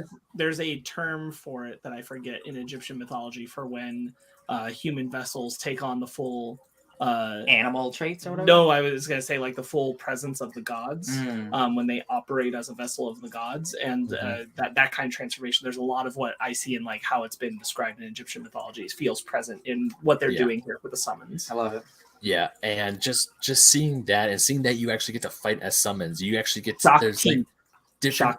Shakti's a Star Wars character. Yeah, but this is spelled differently. Okay. It sounds the same. It's a Shakti. I believe you. Yeah, Final Fantasy 16. This and Tears of the Kingdom, they're gonna be going ahead to. I can guarantee you right now that once I get my hands on those games, thankfully Tears of the Kingdom comes out in May. I have not a lot of time to beat it until Final Fantasy 16 comes out on June 22nd. Fun fact: my younger brother's birthday. Fate is written in fire. Good luck. Right. So it's also, I just wanted to look it up. It is sometimes said Shakti. It's also said Shabti or Shabti. Okay. And that is that is Becoming the god. Yeah. Someone who's been given like the vessel power of the god. That's awesome. Yeah. Moon Yeah. Knight. Yeah, Yes, and also essentially, but like imagine that every time Moon Knight activated the power, it's not that he takes on the appearance of Moon Knight; he literally would become conscious, Possessed. Yeah, Dr. Fate. Like in full like scale and scope kind of thing. Yeah, but also this one more thing about 16. This looks like the route or a step in the right direction where Final Fantasy should go to, because there has been discourse when 16 came out with the trailers of what the combat's going to be. There were Final Fantasy purists who were upset about their not going back to a turn-based, and I understand there was a deep love for older Final Fantasy games with the turn-based combat system. Yeah, games got evolved. Exactly, games got to evolve, and people were saying, "Oh, this is just an action game." I don't think we were saying about Strangers in Paradise. But if you were to play Strangers in Paradise, I haven't played it yet. There's actually a very deep RPG system in the action combat, and it's very well done, and it's actually a very well made and very fun game. And with 16 going the way it's going, this looks like it's going to bring more of it's like there will be those classic RPG elements that everyone loves, but we're going to bring it to the next level. We're going to show you what the PS5 can do. We're going to show you what we can do, and hopefully Square can just get its head out of its ass and give us a great Final Fantasy for sake. Yeah, Ben has been waiting for this one for a while. June. I remember him getting mad 22nd. about them not showing enough trailers for it 1 year. So yeah, I was hopefully. I was upset. Yeah, I was. I will go out of order to be thematic. And No, I picked will Final say- Fantasy 16. So isn't it you? No, I'm saying I'm going out of order on my list to be thematic to what you said. Because I also have a Final Fantasy, but it's not the one that you think. Madison. It's Final Fantasy VII Ever Crisis. Yeah. That's on here because I'm super excited about this mobile game that's going to re-go through all of the Final Fantasy story, including everything surrounding it in terms of spin-off games. And I'm like, what a great way for me to go like get Final Fantasy VII pilled. Oh, and Ben, you were literally just said there are fans who are like, oh, like we want the old games back. You're getting a pixel version where it's turn-based combat. You're getting it with HD visuals during the fight scenes too. Yeah, HD chibis. I love HD chibis. This is the way I'm excited to go hard on Final Fantasy VII Classic stuff. So because otherwise you'll be waiting like 15 years for the 7 remake to finish. Also, I still want to play the remake, but I want like that original stuff. And it's all mixed in, and it's how we're getting some of like the stuff that never even came to the States. It like came out either at the very end of December or very early in January, but Crisis Core Final Fantasy VII Reunion Yep. That game came out, all systems, and apparently it's very good. It's a very well made remake. Still doing 2 because I'm nervous that I have too long of a list. I also am excited for the Captain America Cold War comic that's going to bring the 2 Captain America titles together, which I need to catch up on. But Great I'm books. really excited about it, and I'm excited that they're doing it. So I really want to read that. I'll tell you what, I'm also really excited for that book. The idea is like, yeah, but what is Steve's shield actually about? There's like a mystery about Steve's shield that's in the books, and I'm like, do we need it to have a mystery? Isn't it made of stuff that we know? What's going on? That's whatever. I'm so excited for that book. I think that mystery is dumb. Sparks, how many do you have on your list? I don't have to scroll anymore. Okay, I had an 11 count on I mine. got 3 more. I had 5. Yeah. Oh, No, I'm out. My list is done. You're done. Final Fantasy 16 was the biggest thing I'm excited for. Well, all right, Ben. Good night. I have 12 to 13 left. All right. Sorry, Ben. I was kidding. Numbers up. All right. Well, Ben can just react now. I'll go with my next one. He'll probably have at least 1 or 2 where he goes, "Oh yeah." By the way, people in the comments, I see people are watching this live stream. Let us know what you're most anticipated for, and people who are listening or watching to this, let us know. Write in. All right, Inferno Girl Red starts next week. I really like the Massive Verse. I'm a big fan of Radiant Black, Rogue Sun, and a 3rd title is coming, Inferno Girl Red, which was kickstarted 2 years ago. And was going to only show up as a graphic novel, but now is showing up as 3 prestige issue series that I'm picking up starting next week. We first saw Inferno Go Red in the Supermassive crossover event, where she crossed over with Rogue Sun and Radiant Black. That was really cool. I really liked her. And then I had to wait a very long time for her book to actually show up. And it's finally here, and I'm super stoked for it. Oh, yeah. All right. I'll go. Ryan. Let me get my Zaru body gari bro. I'm talking about Dune 2, y'all. Remember that Sadu card chant? Remember the Sadu card? It's here on my list as well. Oh my god, y'all. I love Dune so much. And I think that first movie is not flawless, but for me, that movie's perfect. And the fact that we're getting the sequel, which has all of the best stuff of that book in it, and I love the first half of that book, we are getting all the action that the first part didn't have, all the crazy emotional stuff, all the character stuff. Like, I'm so excited for Dune 2. It is unbelievable. Mr. Austin Butler himself, Elvis himself. We're gonna see Elvis going, oh, Paul, whoa. It's gonna be great. Too excited. Dune 2. Bring Sparks, on the form, daddy. That's on your list as well. Yeah, it's on mine. Yeah, I'm super excited for Dune 2. It's an incredible film, and I have no doubt that this one will be as well. So stoked. Yeah, it didn't make my list for personal reasons, but yeah, I'm looking forward to hopefully being able to watch it. I actually totally forgot Dune 2 was coming out this year. He did it already been being like, oh man, it's November. You're fine. And I mean, I'm excited for it, but I don't think it would have made my list, to be honest. That's fair. Dune was it probably would have made my list, but Dune was like the thing my dad was like really excited for. So like it still burns a little bit that it's coming and he's not going to be able to see it. Yeah. Dude, absolutely. I understand that. So Sparks. 65. Yeah. I'm pretty excited about it. I want to see dinosaurs used in a new way. This looks cool. I'm all for original sci-fi ideas. I think it's going to be really fun. 100%. So I'm excited about that. Blue Beetle. Whoop, whoop. I'm really optimistic. I want to believe that's going to be a really cool home run. Now in theaters. Totally like like we've got the other films and like some of them I'm very optimistic about. Flash not so much, but like that are coming out from the DC stuff.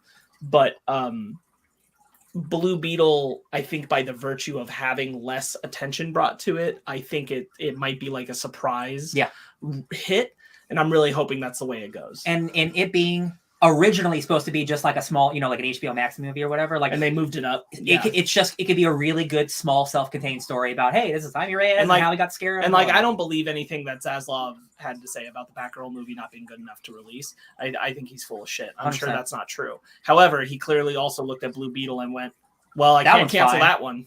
Yeah, that is true. So there it is. The suit does look so good, Marty. You're correct. You are right. the lead is one of the leads of Cobra Kai, and he's wonderful. And I am so glad to see him get this tentpole. I hope he's not one of the ones that James Gunn recasts. Yeah. Yeah. We'll find out. We'll find out soon, supposedly. Since you did a DC one, I'll do a DC one because I got a twofer of Aquaman and the Lost Kingdom and Shazam! Fury of the Gods. I am very excited for both of those. I also put Aquaman on my list because I just don't see how it could be bad. I just can't believe that movie's 11 months away. Yeah. I can't believe that movie was supposed to come out a month ago. Yeah, that's wild. I really like, guys, it's stupid.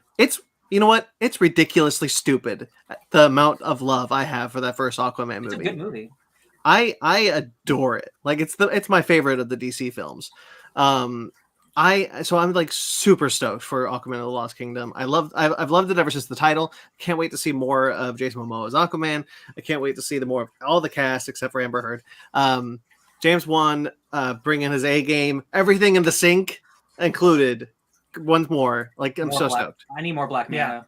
Yeah, absolutely. Once his Trench movie got jacked, I'm like, you better put him in that movie double time then. Yeah, and Shazam! Fury of the Gods. I really like Shazam. I think it's a really fun movie, so I'm really stoked for the sequel. Yeah, for sure. The movie was amazingly satisfying, says Marty. Yeah. Oh yeah. I only have 2 left, and I'm just gonna knock them out because they're 2 video games. And they don't have a release dates, so they're maybe coming out this year, maybe not. One of them might be on my list. Ooh, Warhammer 40,000 Space Marine. I still can't believe this game's coming out like more than a decade later. Like this not an indie game by any means, but it is a cult hit. Like it didn't sell super well, but it is beloved by the Warhammer community. It's just a solid like Gears of War without the cover based shooting because they don't need cover. They just take the hits. They're just tanks. They're literally tank people. So I'm so excited for that. It looks so good. Like Dynasty Warriors with guns. I'm so excited for that. Yeah. Space Marines don't need to take cover. Everything he said, I'm just so excited about that. When I saw the trailer, I was like, this looks incredible. This is exactly the Warhammer 40K game I want to play right now. Super happy about it. Looks great. And then my final thing. Oh, sorry, Ben. Did you want to say something? I was going to say that thanks to the TikTok algorithm, I am slowly and surely falling and seeing more and more for Warhammer content on that app. What do you think, like a year and a half until Ben's like, and now I've bought all these models, and that's my new obsession. I'll tell you what, the answer is no, because I don't know if there's a more expensive hobby than Warhammer painting and collecting, because those one bottle is like $20.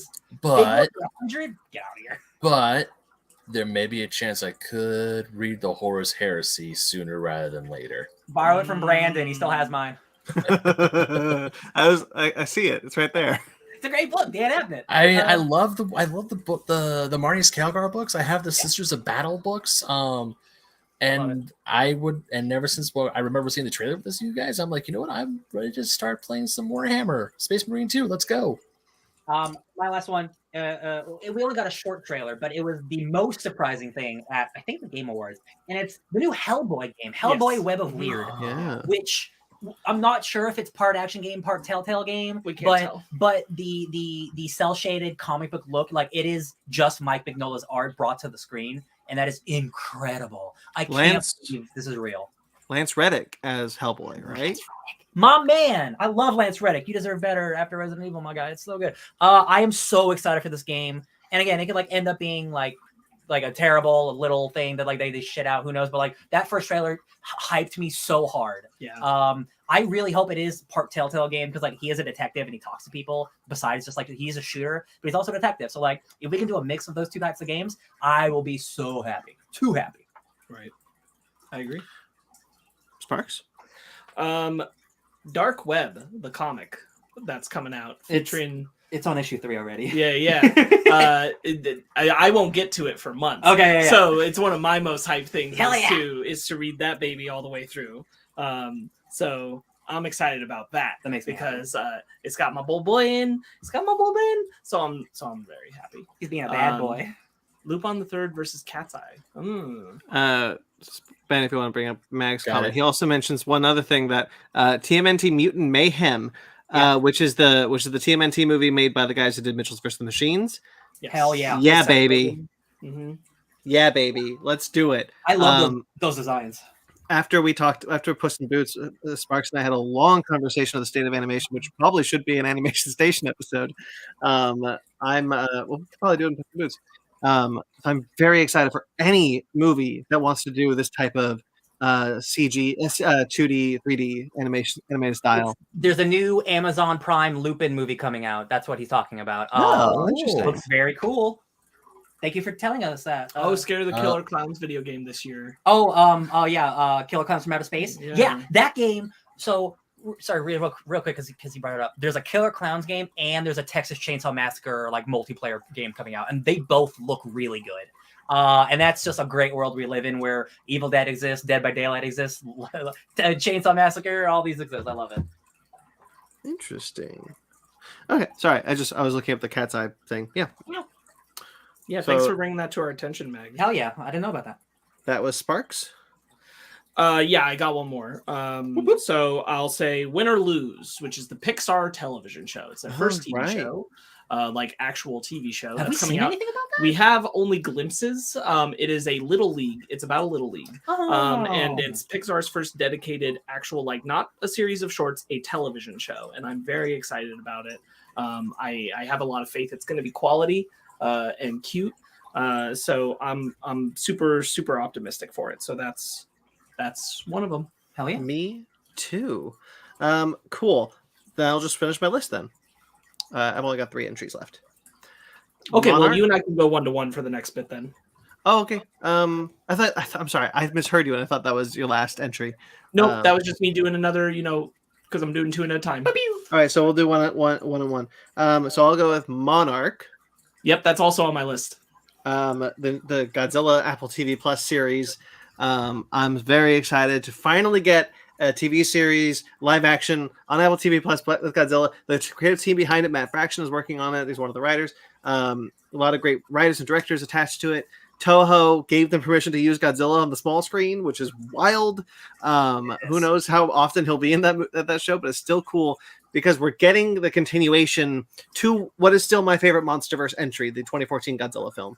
It is picking up after that moment, after the battle, after the New York fight, San Francisco fight, sorry, and diving more into Monarch and more into like the personal stuff of the family. Hell, the cast of Kurt Douglas, Kurt Russell, and Wyatt Russell is so exciting to see the two of them work together in the show. Lovely. Yeah, I'm very excited. Pretty much everything you said, I agree with. So I'm super stoked about that. I'll go with another one. Don't say it. Okay. I thought of one more, but we don't have any information on it yet. But it is coming out this year, and it's Jonathan Hickman's new Marvel comic that he's making. Yeah, and he's doing something with the Celestial Cosmic, like those, like the Beyonder and all them. And it's with Valerio Schiti, who's one of the best artists in Marvel. So he keeps putting up little teases on his Instagram, like, oh, what is this comic panel from? I'm like, I don't know. You won't tell us. So like, I'm super excited because again, Jonathan Hickman is one of the greatest comic writers of all time. So whatever he touches after X-Men, I'm just like, I'll take it. Barbie.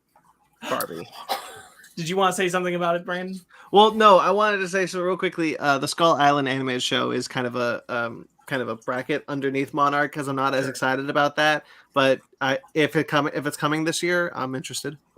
I mean, I'm interested, but the thing is, like, I can't say I'm excited about it because we know so little. Yeah. Like, I don't know what it's going to look like. I don't know really like anything about it other than they're making it. Whereas like Monarch, I have a lot more faith in because of the things we've heard. Yeah. So Barbie. Yeah. Barbie. It looks super colorful and awesome. And I've been excited about it ever since, the stuff started getting leaked about it. All those pictures. And all those pictures and videos. And I was like, well, this just looks like this is going to be wonderful. Yeah.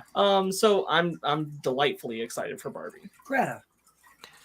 I have a Star Trek entry, which is just because I'm excited for a lot of Star Trek stuff coming out this year, and namely just the 4 I'll name, which are there is an they just announced this week. They didn't put it in the news, but there's an autobiography of Captain Benjamin Sisko coming. I really like the autobiography series. I've read all of them except for Spock's. I thought the Captain Kirk Picard ones were delightful. It's really cool that Sisko is getting one. He's a great captain, and he's getting a lot of love this year, which is really cool to see. because Avery Brooks will not come back to Star Trek to save his life. He is done. He just wants to sit on his ranch and play piano. But to see his character still get so much love, which leads me into the next thing of Star Trek, which is he's headlining a new Star Trek ongoing series. Captain Benjamin Sisko is a main character of this book. I'm so excited. Jackson Lanning and Colin Kelly. Oh, their Guardians book should have been on my list, but it's not. So sorry, because I'm excited for that. But I really like the Captain America Cold War book. They're all over this list. I really like Star Trek Year 5, which is by them. I'm so excited that Star Trek is getting a dedicated ongoing series that is set in the time period it is, which is my favorite time period of Starfleet right now. We're getting some really cool characters interacting with a really good writer. It's got its own spinoff already with Worf on the Defiant, with Lore and Ro, and it's just really cool to be this excited. Like, no joke, this year is the most excited I've been for Star Trek comics in so many years, guys. I think about this all the time. There was a Star Trek Strange New Worlds tie-in comic coming out. It's going to lead into season 2. I'm stoked for that one. There's a Lower Decks comic that I'm picking up, I think, next month. I'm excited for that one. The Mirror War, which is the culmination of Scott and Dave Tipton's Mirror Universe saga, is finally coming to trade. I'm so stoked. I'm so stoked for Star Trek comics this year. Love it. Star Trek Picard season 3. I'm really hopeful. Everything I'm seeing of that show says it's going to be really good. Really cool to see those characters back together.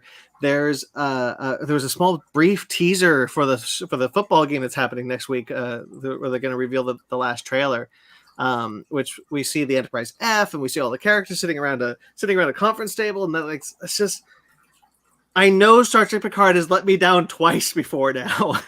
So it's really weird to say that I'm still excited for it. And I have only myself to blame if it's bad. But, like, I really have faith that it's not going to be. I think we're going to get the Star Trek Next Generation crew's Undiscovered Country moment. I really think we're going to get it. I hope so. And then finally, of course, look, my favorite show of last year, my favorite thing of last year, Star Trek Strange New Worlds, Season 1. Of course, I can't not be excited for Star Trek Strange New Worlds Season 2. We're getting a crossover with Lower Decks. How the hell is that going to work? Shit, man. I'm just so stoked for my favorite show to come back. Hell yeah, Jack Quaid. All right. There was one I forgot. I'm just going to quickly.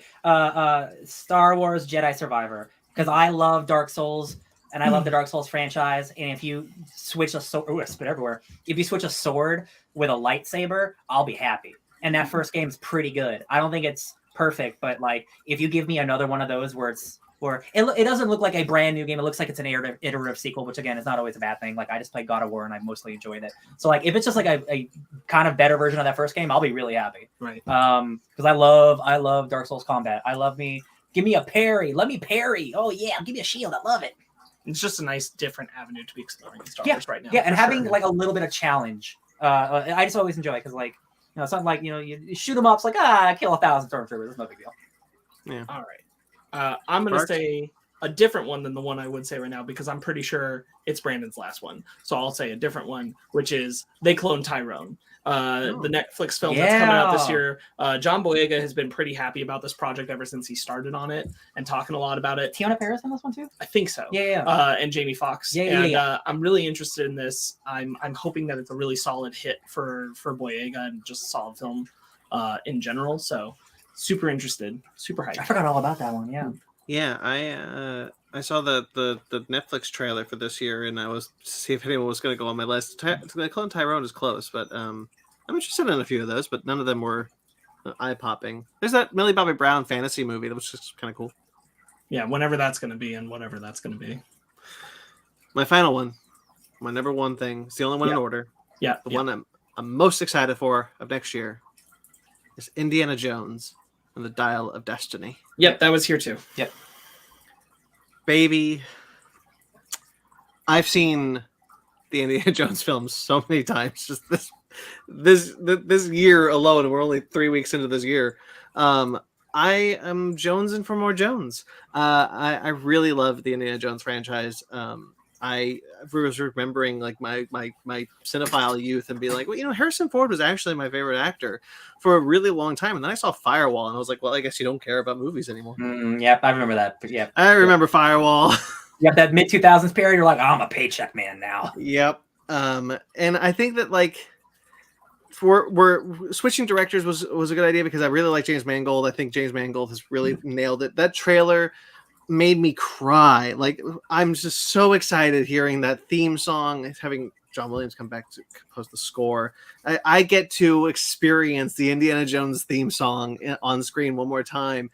And we may be getting something that I've wanted Indiana Jones to do for ages, which is maybe getting some World War II flashbacks. We know he served in World War II. I've always wanted World War II indie adventures. Flashbacks I'll take. Harrison Ford looks like he's actually bringing it this time. He's clearly excited about it. I just can't wait to live in Indiana Jones again. For sure. Part-time. This time it's full-time. He's a full-time. Yeah, I didn't put it on here, but like I should. Yeah, I'm very, very excited for this. Mangold gives me a lot of faith, and considering his last movie was Logan, like, come on, that was wow. His last movie, Ford v Ferrari, was incredible. Oh, there you go. That's what I meant. No, I really like that movie. Like, no joke, it's great. That's another movie I actually watched on my plane flight home, and I loved it. Yeah, but like doing Logan but Indiana Jones is such a good idea. But seeing this character actually, because he's not. I know that like we were making a bunch of old man jokes in Kingdom of the Crystal Skull, and like even behind the scenes, we were like, isn't he like 70 years old? Like, yeah, but he's actually not that old in Indiana Jones and Kingdom of the Crystal Skull. It's not really not that weird that he's doing the things he's doing. It is very weird that an 83-year-old Indiana Jones is going around right now. And I'm happy to see that though, because I want to see him. I want to see Harrison Ford play Indiana Jones and actually go out with that character on a high note. Yeah. That's always the thing. That's the big thing. Yeah. Indy deserves to go out on a high note. Yeah. Yeah. And this is the legacy sequel. Like, Indiana Jones will now have 2 legacy sequels. How wild is that? But this is the one that, maybe we deserved after Last Crusade. Yeah. Sure. That's not to disparage Kingdom of the Crystal Skull too much, but I think the first half of that movie is pretty good. No, I would agree. The first half, like, it has a lot of great stuff, but once it starts devolving into the alien stuff, I'm like, I don't know. Yeah, that's really the problem. Yeah. But yeah, I'm just Indiana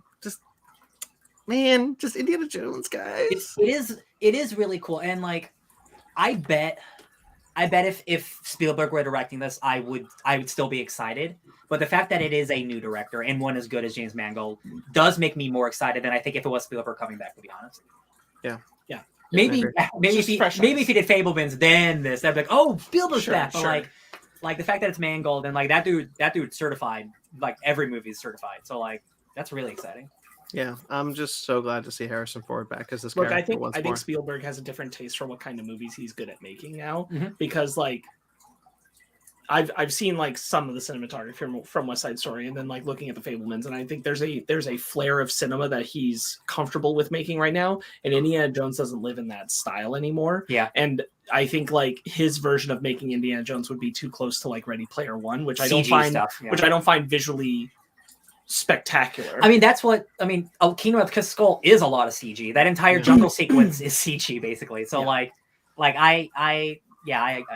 I think Mangold is going to bring like fresh eyes to it, so it's going to be really exciting. Yeah, and I think that's what Indy needs at the end of his career is the fresh eyes, because Lucas was not going to come back to write this one, and frankly, I don't actually want him to. No one does. And Spielberg, if Spielberg didn't think he can give it his all, actually, if he was going to be forced to make an Indiana Jones movie, I don't want that either. I want someone who's going to want to do this. And James Mangold and Harrison Ford teamed up, and it feels like this was a story they were passionate to tell, and that's what I want. I'm just really happy we live in the world where this is James Mangold doing it and not J.J. Abrams. Oh my god, the lens flares! Imagine. Oh, you put that in the universe, and I hate you. What was the last thing? Yeah, but it's okay because it can't possibly come true. What was the last thing he directed? Not TV. What was the last movie he directed? Was it Super 8? JJ. The last Star movie he Wars. directed? It was Rise of Skywalker. Oh, sorry. I literally blocked that from my memory. Sure you That's did. all right. I don't blame you. It's funny because you blocked that, Force Awakens, and Star Trek Into Darkness out of your memory. You were like, wipe it. Where have you Wipe been it for all. 15 years, JJ? Yeah, I'm also thinking like I'm also wondering like two possibilities happens at the end of this movie. One, he dies, or two, we finally get an answer to how he lost his eye in Young Indiana Jones. I don't think they'll kill him. I just don't. Yeah, Send off. Gotta do it. You have to do a send off. I would here's the thing. I would really like it if they want to keep Young Indiana Jones canon, because Kingdom of the Crystal Skull does too. Like they wanted to like reference Young Indiana Jones. Jones is solid, and I do think Lucasfilm is proud of it. I don't think they want to retcon it. And I think that like if you wanted to just be like, this is how, because we see a 93-year-old Indiana Jones in Young Indiana Jones. It's the bookend of a lot of episodes, and he's wearing an eye patch. And I'm like, if you want to do that's this story, I'm down with that. Oh yeah. Cool. I Sparks, think I there's feel like a good way to send off the character without killing him. I feel like I monopolized that.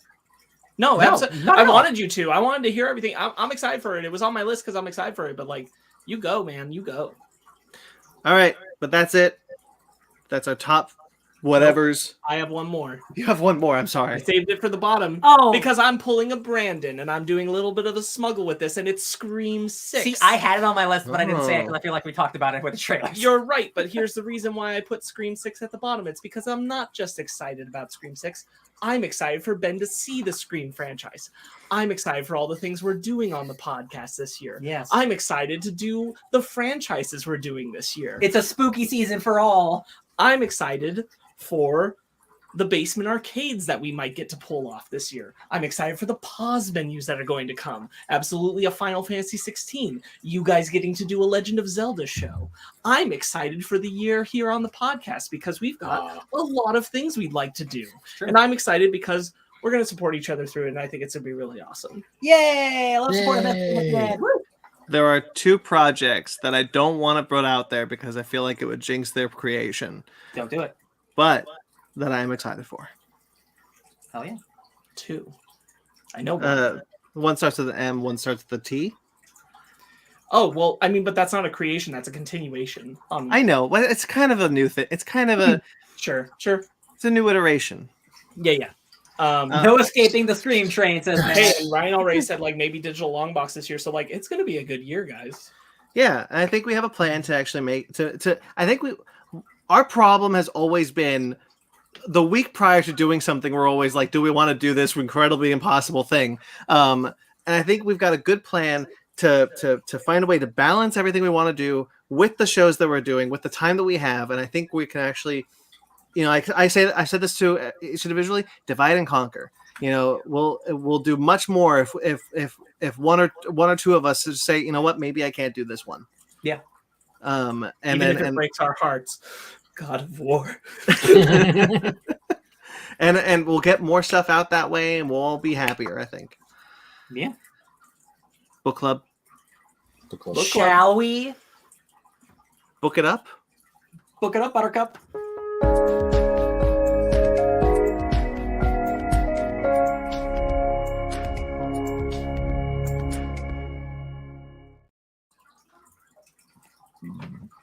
It's my turn, and I chose a manga. I asked the guys what they wanted to see last week, and they chose a manga. So I only had one manga option in mind, and it was Kaiju number 8, volume 1, written and drawn by Nate. I should have tried to do this. Should have practiced this. Your best. Just do your best. Naoya Yeah. Matsumoto. Sure. Mhm. Yeah. It's on purpose. This is a book that has taken Japan by storm, and a little bit of America. Is getting an anime next year, I believe. Do you mean next year or this year? I believe it's next year. I think it believe it's is 2024. 2024? Yeah, Okay, I okay. think I'm just so. making sure. Okay. But yeah, If it's this year, it's very late this year. Yeah. Like Yeah. Chainsaw Man. Mag is saying you chose wisely. this is thank you, Mac. This is a future where Japan is, well, not a future. It's a world where Japan is plagued by kaiju, and there's a bunch of organizations to try and fight that. And one guy who works for the cleanup crew gets a bug in his mouth and becomes a kaiju. Named Kaiju number 8. What do we think about this? Real quick. Question. Real quick. Everywhere else around the world, this is called Monster number 8. Yeah, Really? on the app I was reading it was monster number 8, but yeah, also it's monster number 8. In America, they How- made it kaiju, and I don't know Yeah. why, because How monster's many- a better word, I think. but question, how many chapters are in the first volume? 7. There's 7? Hold should on, be. hold on. Yeah. 7. There are 7. 7. Well, I did a lot of extra credit because I read all the way to chapter 11. Oh, that's cool. Wow. That's cool. I read to like chapter 9, I think. So like because I wanted to. I'll tell you what, I wish I read more. I do. I'll start first. I like this. I think it's really good. It feels to me like he was like, what if I want to do Attack on Titan, but not mean, but not like, I want to make a happy Attack on Titan. And throw in some other, like school anime manga tropes and stuff. So I feel like, despite it feeling very familiar to me, and like it felt very tropey, I still thought it was pretty funny. I wish I read more because I have a feeling it's only going to get better. I think the first volume is pretty good. I only can imagine it only gets better from here. I enjoyed it. Remind me how the 7th chapter ends again.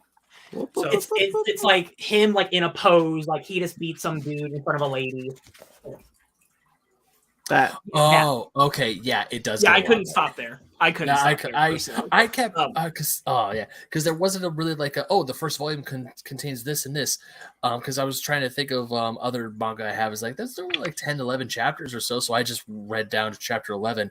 Man. Yo, I love this. I'm really glad you Googled the love first it. volume because I I was didn't know how many. I was gonna say there's this really handy tool called Google where you can look up how many chapters are in a volume of a book. But R. but hey, at least you didn't read under the number, so you're good. Yeah. I thought this was great. Just real quickly, just on what Ryan said, it is Kaiju number 8 in Japan. It's just being called Monster number 8 in most translations outside. Gotcha. Because that's what they translate it to. Yeah. Because when I read it, like it was called Monster number 8. We are the only other country outside of Japan that really heavily use the term Kaiju. Regularly. And even Interesting. like outside of that, most people will say monster. Bring it back. Bring it around the world. Pacific Rim was a big hand in that, I feel. I love it. I love it. Hell yeah. It's funny. It's cool. I like the monster designs. Yes. I have to stress again that it's funny.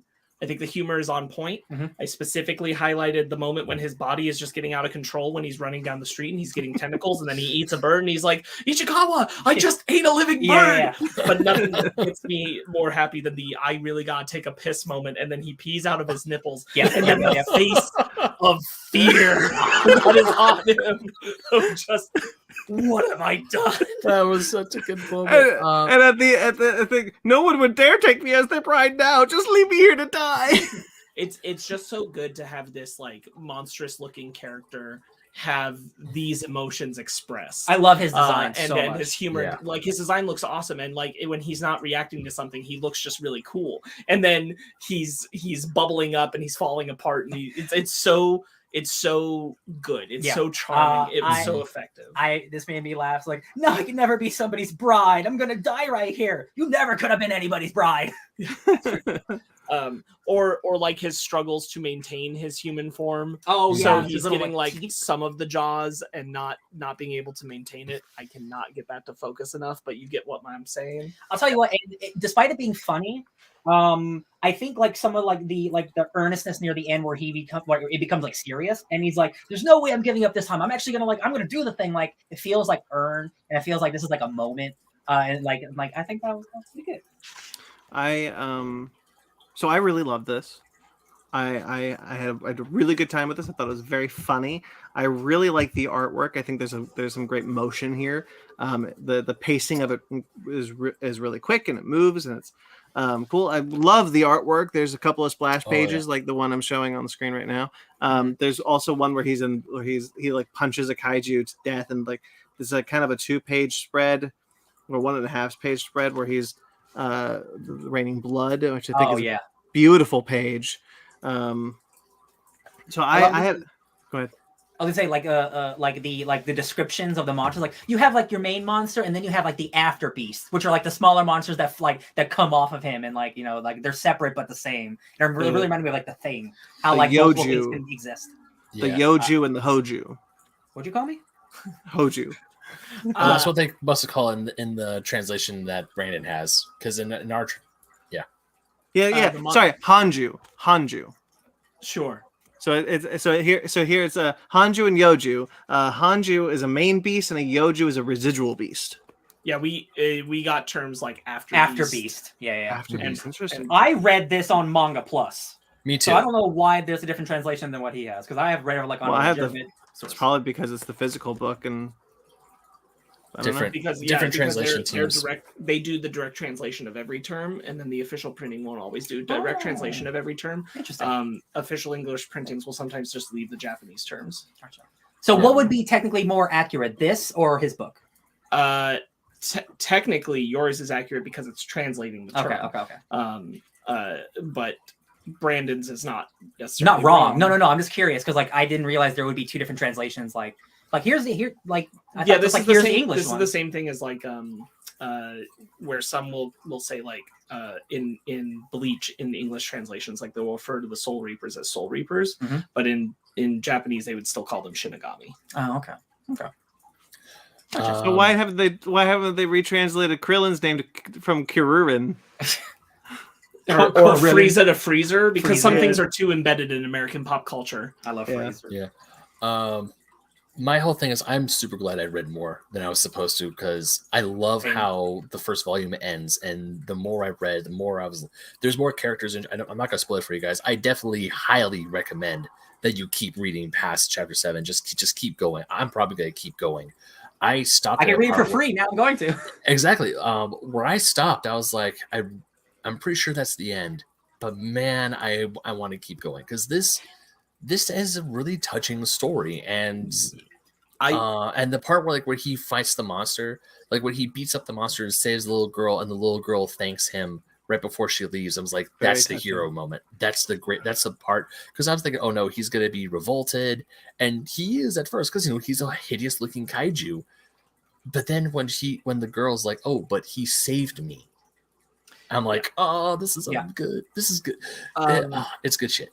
To what you were saying, Ben, I was jarred because I knew I read knowing when the end of volume 1 was, and when I got to the end of chapter 7, I'm like, this is it's a weird place to stop. I think because that is the final thing in his book is like that, and that's an interesting way to end it. I would have gone 2 or 3 chapters more. Yeah.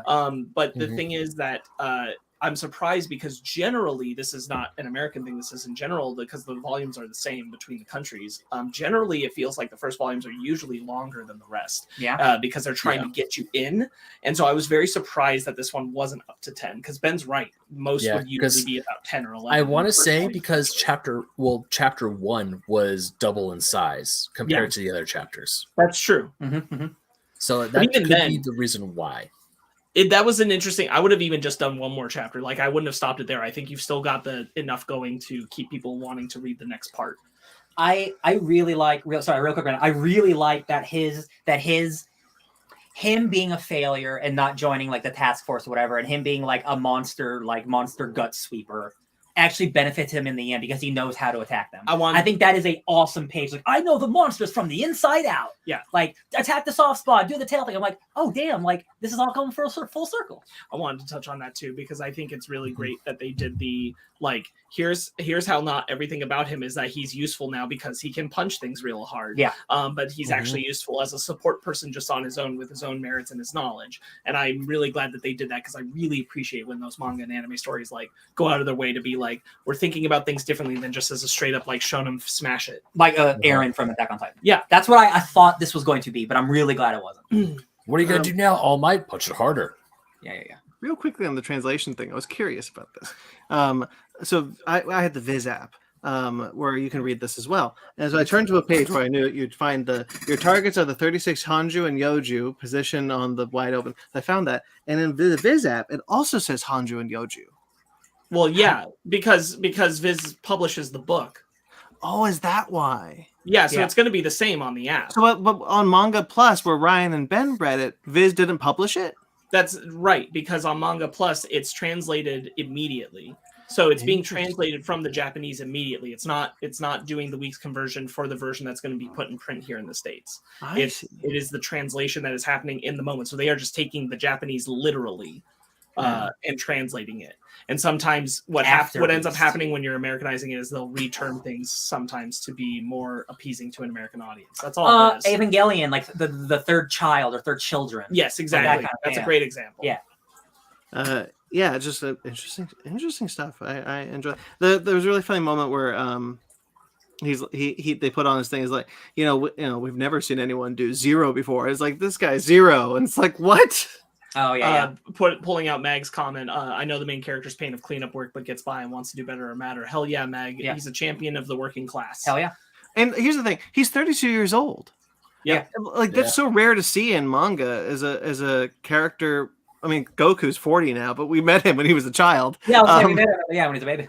Yeah. And so, this is a protagonist who's in his 30s, and you rarely see that. It's uncommon for this type of manga, for sure. Yeah. And not only that, but a character who shares the same age as a lot of us, and someone who I actually relate to, because granted, if I was able to fight monsters, I'd definitely be fighting monsters. But he wants to do better with his life, and he wants to reach this goal that he doesn't have a whole lot of time with. He doesn't have a whole lot of time left, because if you're over 33 years old, you can't join the defense force anymore. And and even though thankfully, especially in my situation, I don't have an age limit, but I can definitely tell you that growing up, there were times it felt like I very well did. Mm-hmm. Yeah, I mean, it can feel that way a lot of the time, that there's an age limit on certain careers. I really like this page. I think it's really a good page. I also just am grateful that this is a manga book that is not doing a whole bunch of sexualizing of women. Oh my gosh! The second they introduced that 16-year-old, she's a 16-year-old who graduated early and she's the best in the class. I'm like, oh god, here we go with the nasty shitty trope. Oh, thank God, we did. We do need her. Okay, you guys didn't. Yeah. I love but then her she gets kaplued. So I love her. Oh my god, so harrowing.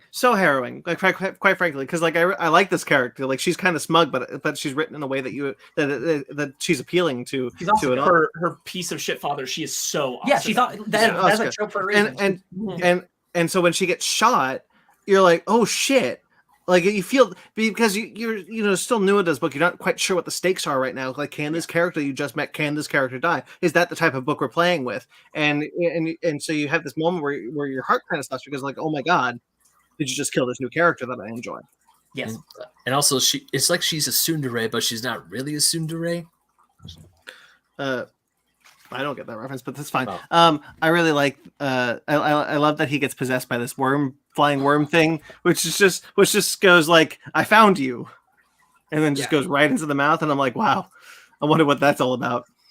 I also like the idea of the monster muscle suits that they have to have synergy with and activate. Yeah, also very Ava. Yeah, so your plug suits. Yeah, I think the humor. I think Sparks is right about the humor in this book. One of the things that's really fun about his character design is that it works when it's serious and when it's goofy. So you can have moments where his eyes are bulging in his head, and then you can have and also moments where he looks incredibly intimidating. Absolutely. And the other thing is about the humor is that I felt like when it's funny, it's really funny. And then it's not trying to be funny too often. Yeah, but when it is funny, it's really, really funny. Yeah. I really enjoyed this book. I'm Max, glad you I guys also like. I also like the childhood friend. Oh yeah, the Full Metal bitch from Age of Tomorrow, who she grew up and she's like, I'm the coolest soldier in the world, and you were supposed to be here with me, and you're not here. He's trying to Yeah. I think that's a really cool story point, how they know each other, and she feels betrayed by him for quitting, and he also feels like he betrayed her because he did quit, and also kind of maybe feels a little betrayed by her because she kept going and got really great. Yeah. I already can't wait for the moment when she finds out about he's a bad boy. Yeah. I think the only real negative for me is that I think the volume 1 ends in a spot where it really leaves you wanting more. It should have gone, I think, one chapter. One more chapter, because it kind of feels like it stops in the middle of something. Yes. And again, that's a negative of the story. It's just weird place to cut it off here. Most chapters in manga usually end with at least not major cliffhangers, but some note of you're gonna want to see the next thing. Unless they're absolutely ending an arc.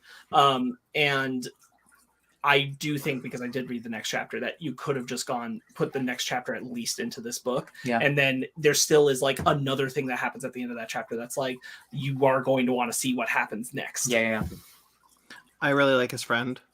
I think his friend is well written, and the two of them. Ichikawa. Oh, the kid. Yeah. I think Ichikawa was really cool. I like the way that they came together. I like that they're new to each other, and the way they're rivals, and he wants to protect people. He reminds me of Cyborg from One Punch Man. He reminds me of that too, but I think he has a little more fun personality. Yes. And what I like about it is that it's this not a sense of admiration that's brought them together, but just kind of like a getting by and like having similar goals kind of thing. And it's an uncommon way of building two main characters in a show. Ichigawa starts like really intense, and he's like, "Why? Why did you give up?" And he's like, "Well, I guess I tried my best." And he's like, "I'll never give up. I'll never understand till the day I die." And he's like, when you get a little older, and he's like, "I don't understand." Yeah. The two of them together, they pair off really well together, and the comedic duo of them is very fun to read and very compelling. And yeah, we brought it up earlier, but like I really do like the kaiju designs are awesome, and they're not your traditional, like they're kind of like bug-eyed, spooky looking, and I'm a big fan of that. And like the one at the some of them don't have like eyes, and like the one that's really interesting is like this. That's like the one that shows up at the end. This guy right here. Guy? Yeah. That dude is awesome. He reminds me of the Upside Down Man from Tinian's Justice League Dark Run. Oh, sure. Yeah. Little design. The design is triggering that memory in my head, and I really like that character and that design. So like it was just exciting to see a similar mold, I guess. Yeah. Good pick. All right. Anything else? Nope. Kaiju number 8. Why was there only 7 chapters? All right, Sparks, it is your turn next week. Do you know what it is? Yeah, I do. It's Transformers Shattered Glass. Ooh, I read that first issue you gave me like 2 years ago. I got that somewhere in here, I think. This is a alternate story Danny. where the Decepticons are the good guys and the Autobots are the bad guys. Written by Danny Lore, who's awesome. Yeah. Very cool. All right, so stay tuned for that. That'd be cool. Also, next week, we don't know exactly what we're doing, but we'll figure something out and deliver a show for you then at that time. As far as that is concerned, stay tuned for some Scream movies as we lead into Scream 6, Screevy. Back to stabbing. Stabbing all day long. Different stabs. So much stabbing. Of course, you can check out other shows on this channel. If you like this video and you subscribe to this channel, you can check out shows such as Fake Nerds Watch, which has returned for the new year with The Last of Us, Season 1, Episode 1, where Sparks and Ryan are joined by friend of the show, Pi Sharon. Yes. Check us out for more. We're definitely doing more. Of course, you can also check out Basement Arcade, which is our Let's Play series. We're going to have a fun Basement Arcade year. Check it out. Ben, prepare yourself. Prepare yourself early. Prepare. Butt cheeks clenched. It's going to be a big year. Clench them. Choo Choo Charles is coming, Ben. Oh, that scared me. That game is out, Ben. I know. Basement Arcade pause menu is also a show you can check out, which is our video game discussion series. A new episode of that has dropped. It is God of War Ragnarok review. That Sparks. Nope. Sorry. I'm so sorry. I feel really bad about that one. Which Ben and Ryan and myself reviewed. You can check that out on the feeds below in the description below. Of course, FNP Book Club. Will that return this year? We certainly want it to. So check it out. Should it happen? And you can of course check out our back catalog if you need a refresher. Animation Station, check it out on this channel. There's a new episode of Cyberpunk Edge Runners that we did last year, just at the tail end, just a couple weeks ago. And perhaps a Puss in Boots, The Last Wish episode. Stay tuned. Mm-hmm. Cool stuff. And a bunch of stuff you can check out if you like this video and you subscribe to this channel. You can check out, of course, our Patreon and our TeePublic. If you'd like to support us financially, we greatly appreciate it. You can check those links in the description below or on our website at FakeNerdPodcast.com. where you can find the links to everything, all of our shows, all of my writings, all of the thingies that you could ever want for the Fake Nerd Podcast. It's all there. It's all there. Gesundheit. Ben, bring up Meg's comment. Oh, yeah. Besides this manga, the only other kaiju manga I'm anticipating is a sort of. Always catch you later, gang, and take care. You too, bud. Thank you, Good man. night, sir. As always, we appreciate you sitting and listening. Thank you to everyone who listens. We greatly appreciate it. Thank you to everyone who watches the live show, and thank you to everyone who watches the rewind. Thank you to everyone who watches on the audio feed on your way to work, and on your way back to work, and on your way to work the next day, and on your way back from work the next day, and probably for the rest of the week. You can check out also Jeremy Vellucci. Thank you to him. He's a great friend of ours. We love him to death. You heard all of his music. All the music you heard here tonight, that was him. That was him live. We have him actually locked up in the basement, and we whenever you see me push a button, it pokes him, and he starts playing whatever intro we make him. He's behind Squidward. The funny thing is, if you asked him about that, he would just say, "Yes, that's true." Yeah. You can check out all of his music and himself at Jeremy Vellucci _Wreck of Time, which is his band Wreck of Time. And of course, you can check out his podcast, Suburban Proctologist, on Suburban Proctologist Official on Facebook or Instagram at SubProc Podcast. Of course, you can check it out on iTunes. Will that come back this year? I certainly hope so. Mike Matola, guys, scoop. Perhaps a Mike Matola appearances in your future. You can check out him. Mike Matola is a wonderful collaborator of ours who we dearly love, who just finished another new print. The man is a maniac. You can find him at Mike Matola on Instagram and TikTok. You can find us on Twitter, Instagram, and Facebook, all at Fichtner Podcast, FichtnerGuys@gmail.com. If you'd like to get in touch with us personally, I'm at BT McClure on Instagram and Twitter. I also write and edit for KaijuRamenmedia.com. I also write for AtomicGeekdom.com. And eventually I'll write for CBR if they approve something. And Ben? You can find me hopefully winning a whole lot of money in Laughlin, Nevada at BenMaga27 on Instagram, Twitter, and TikTok. You can also find me writing for Old School Gamer Magazine, Fusion Gaming Magazine, and GoNintendo.com, as well as playing Mary Frankenstein in Dean Dark, which you can listen to in the link in the description down below, and also wherever you listen to your favorite podcasts. If you don't come back with enough money to support this podcast and all of our salaries for the next year, don't come back at all. All right, see, I guess I'll see you later, Ben. I do not agree with that. Sparks. You can find me just being excited about everything that's about to happen this year at Sparks Witty on Instagram and Twitter, SPARKZ Witty. Ryan. At DJ Tony Snark 616. The frack was that? That's Bob Bob Frick. It was what the frick was that, Ben? My goodness. Get out Fumble of here. the ball. Get out of here. Hey! Hey. Subscribe to us on. Movie, but what a fun Listen, character. worth it for that 5 seconds. That's true. Subscribe to us on iTunes, Stitcher, Google Play, TuneIn, Spotify, iHeartRadio, Amazon Music and Podcast, and Pandora. Rate and review wherever you get us. We greatly appreciate it. Like this video, subscribe to this channel, and until next time you see us, guys, we're getting out of here before midnight. Stay fake, nerds.